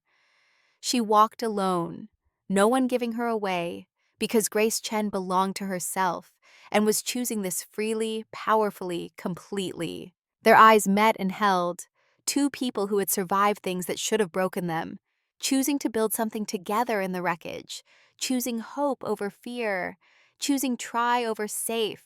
The ceremony was simple. Pastor Maria from Grace's church officiated, her voice warm and sure as she spoke about love that survives loss and grief that makes room for joy, about families built not just from blood, but from choice and commitment and showing up day after day. When it came time for vows, Daniel spoke first, his voice steady despite the emotion threatening to crack it. Grace, you found me in the dark. You taught me that accepting help isn't weakness, that loving again isn't betrayal, that my heart was bigger than I thought, with room for what I'd lost and what I'd found. You've loved my son like he was yours. You're giving us a daughter who'll carry a name that honors the past and builds the future. I promise to be worthy of that, to show up, to stay present, to love you through every season that comes. Grace's vows came next, her voice clear and strong. Daniel, you were so broken when we met, but you never stopped trying, never stopped protecting, never stopped loving your son, even when loving him hurt. You taught me that strength includes vulnerability, that warriors can be gentle, that second chances are gifts we give ourselves. I promise to stand with you, to build this family with you, to honor Emma by living the kind of love she'd want for you, to teach our children that home is people, not places, and family is whoever shows up. Tyler stepped forward with the rings, inscribed with words they'd chosen together. Daniel's said love multiplies. Grace's said brave hearts. The exchange was made, the promises spoken, and when Pastor Maria pronounced them husband and wife, the kiss that sealed it was witnessed by a community that had fought for this moment as hard as the couple at the center of it. Tyler whooped loud enough to startle birds from trees. The crowd erupted in applause, and Daniel Morrison, who had thought his capacity for joy died with his first wife, learned that hearts could hold more than one great love without diminishing either. The reception moved to Grace's restaurant, transformed into something magical by people who loved them. Food covered every surface, potluck style, each dish a story from someone's kitchen and heart. Music played from speakers Tyler had rigged. Children ran between tables. Adults laughed and danced and celebrated the victory of love over fear. Speeches came after the meal. Annie spoke first, her voice shaking but determined. My mom loved Tyler's mom. Emma brought us food when my dad died. She held my mom when she cried. She told my mom that love doesn't end, it just changes form. Now Tyler's dad is my stepdad, and I'm going to be a big sister. Emma was right. Love doesn't end. It just makes more room. Maggie's speech was shorter but hit harder. I've lived 68 years, buried my husband at 25, raised 3 sons alone. Thought my family story was over. But this community taught me that family never ends. It just expands. Daniel and Grace, you've given this old woman purpose again. Thank you for letting me be part of this beautiful, messy, perfect thing you're building.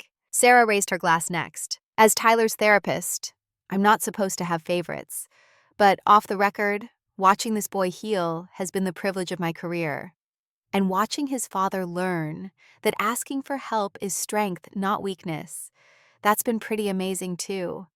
To Daniel and Grace, you've built something beautiful from broken pieces.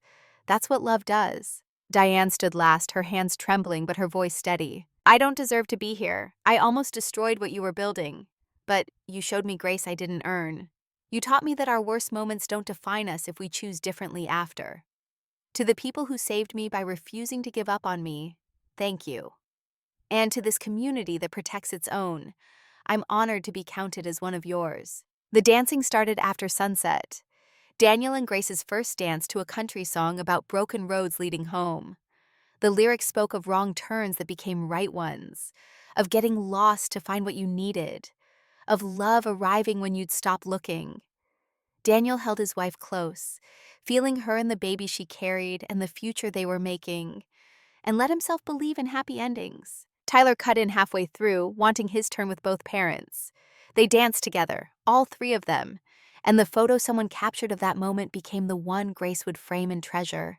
Her family, complete and whole, and hers. The night deepened, stars emerged, People drifted home with promises to see each other at the monthly potluck, at the community center, at the life they'd built together. Daniel and Grace stayed until the last guest left, then walked hand in hand to the bench where Emma rested. "Thank you." Grace spoke to the memorial like it was natural, like Emma was there listening, for loving him enough to want him to find love again, for being okay with me taking care of him and Tyler, for making room. Daniel added his own words, quieter, private. "I kept my promises, Em. Protected our son, honored your memory, found love without forgetting you. I hope you're proud. I hope you're smiling." The wind through the cherry blossoms sounded like whispered approval. Months dissolved into the rhythm of preparing for new life. Grace's belly grew. Tyler collected baby supplies with the enthusiasm of someone who had desperately wanted a sibling for years. Annie helped paint the nursery. Maggie sewed baby clothes from fabric soft as clouds. The community rallied because that's what communities did.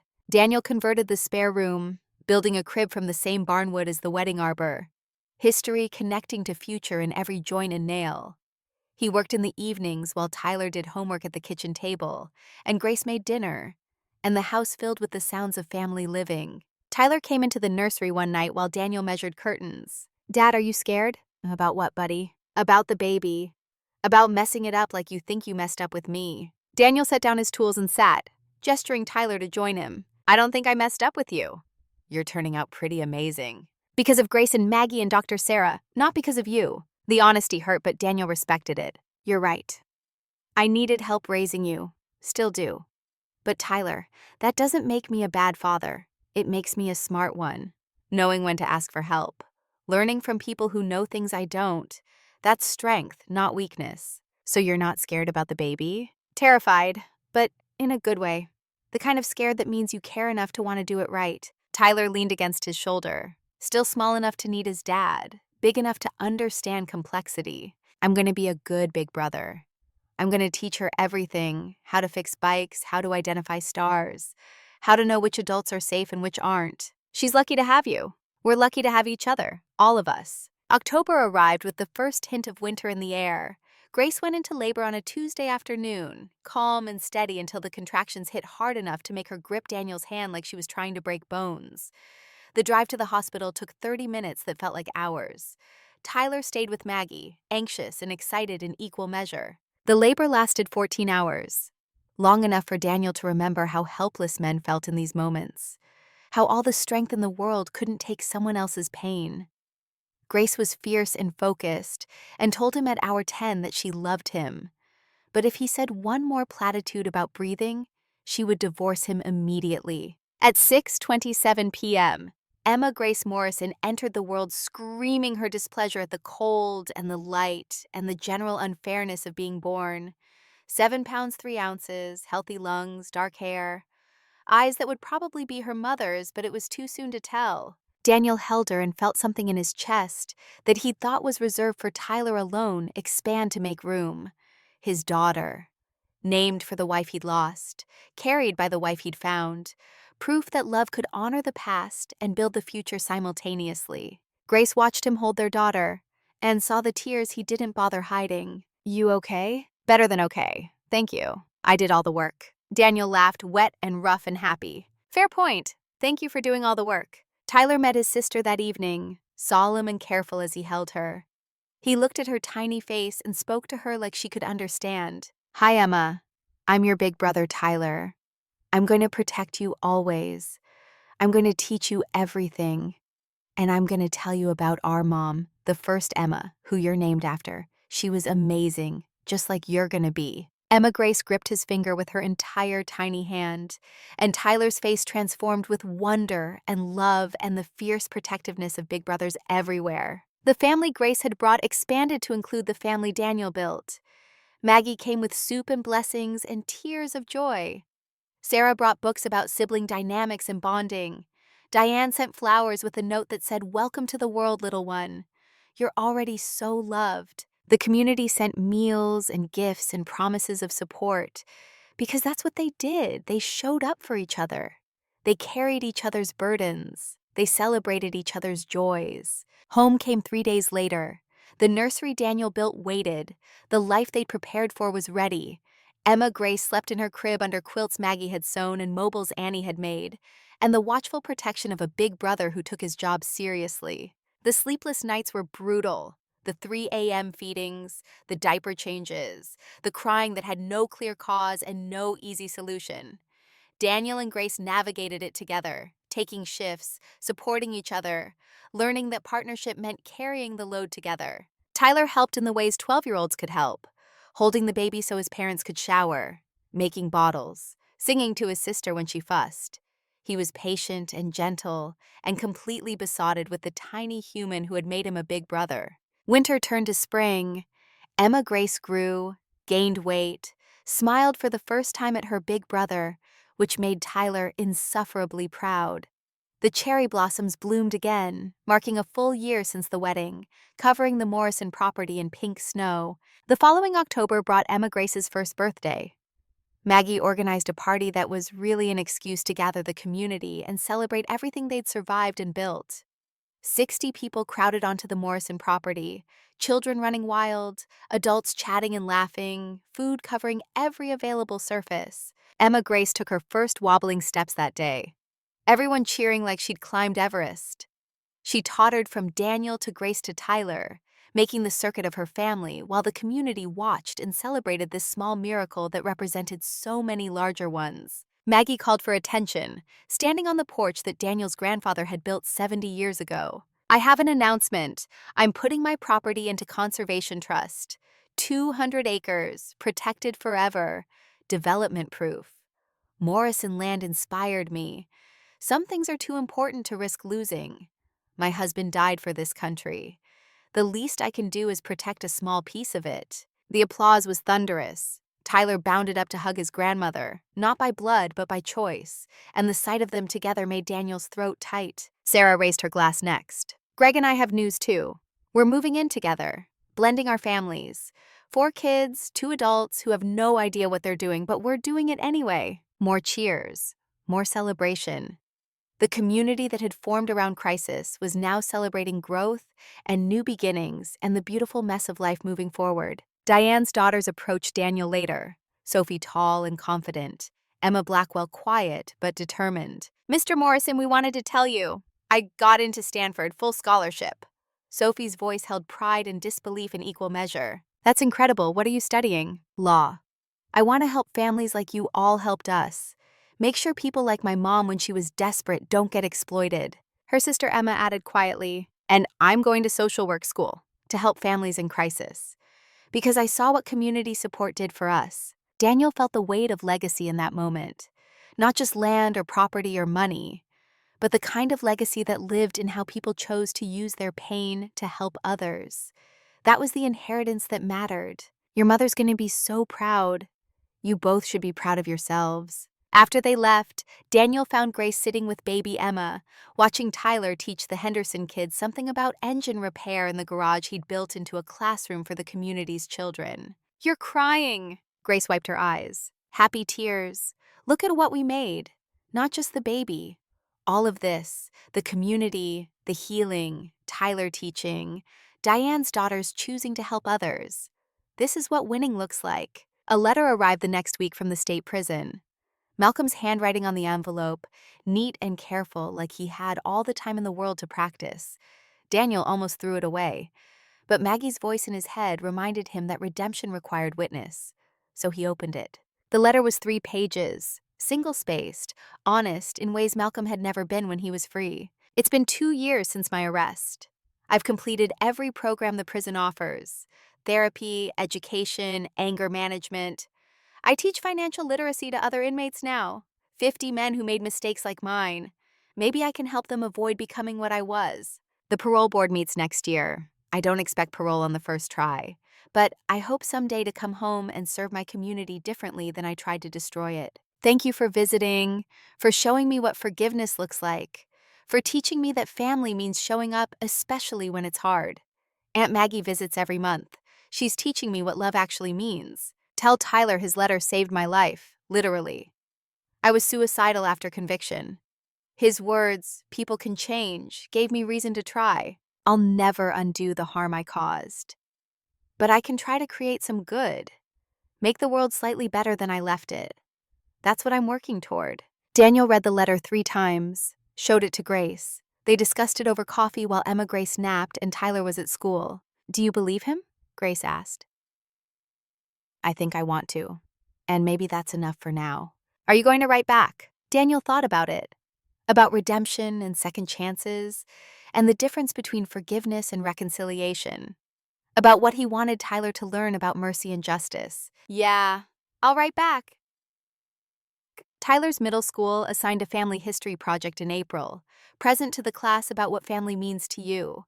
Tyler worked on it for 2 weeks with the intensity he brought to everything that mattered. Presentation day arrived. Daniel and Grace sat in the back of the classroom, baby Emma sleeping in Grace's arms.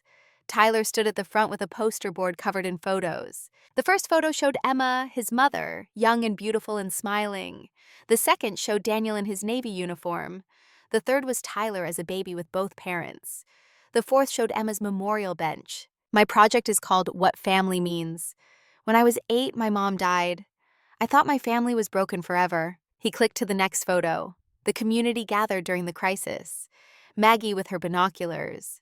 Grace bringing food.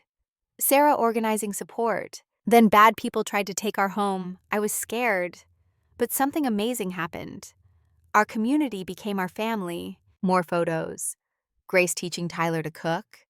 Maggie teaching him to quilt. Sarah helping him process trauma. The wedding. Baby Emma's birth. The current family photo with all of them together, plus their extended chosen family. Grace taught me cooking. Maggie taught me quilting. Dr. Sarah taught me it's okay to cry. My dad learned that asking for help isn't weakness. It's wisdom. Now I have 2 families. The one I was born into and the one I chose. And that chose me. Family isn't about blood. It's about who shows up, who loves you, who fights for you. He pointed to the final photo. All of them gathered at Emma's bench, the cherry blossoms in full bloom, baby Emma in the center. I have a mom in heaven and a mom at home.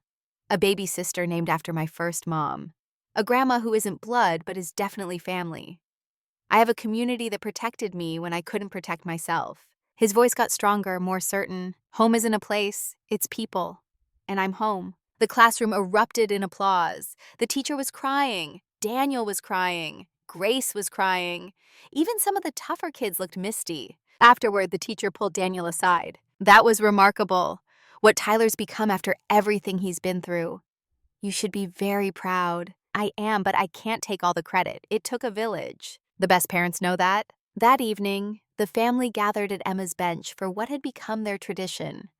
Once a month, they came here together, to remember, to honor, to tell the first Emma about the life being built on the foundation she'd laid.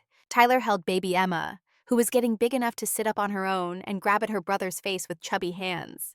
Annie sat with them, the big sister to both, bridge between families. Grace and Daniel stood behind, arms around each other, watching their children. Tyler spoke to the memorial like he always did, easy and natural. Hi, Mom. Emma's walking now. She said da, which might be dad, but Grace thinks it's just sounds. School's good. Made honor roll again. I'm teaching kids at the community center how to fix bikes like you and Dad taught me. He paused, then added, I love you, Mom. I always will. But I love Grace too. And baby Emma.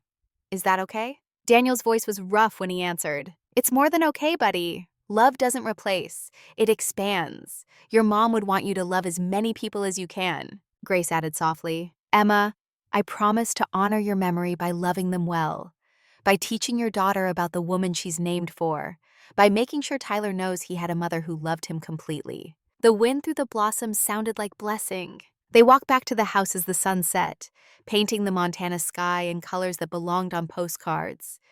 Inside, life waited. Dinner to make, homework to finish, bottles to prepare, the beautiful mundane chaos of family. Daniel paused on the porch, Tyler and the girls already inside, Grace beside him with the baby. You ever think about how close we came to losing all this? Every day. And I'm grateful for the community that fought for us, for you not giving up when I was drowning, for second chances, for all of it. Grace kissed his cheek. Me too, now come on. Tyler's making dinner, and if we don't supervise, he'll burn water. Inside, their son was indeed creating something experimental in the kitchen, while Annie tried to provide damage control. Baby Emma banged on her high chair, demanding attention. The house smelled like something burning, and everyone was talking over each other. And it was perfect. This was what they'd fought for. Not the land itself, but the life lived on it. Not the property, but the people who made it home. Not the inheritance of acres, but the legacy of love that passed from generation to generation. Malcolm had tried to steal the land, but he'd never understood that the real treasure couldn't be taken or bought.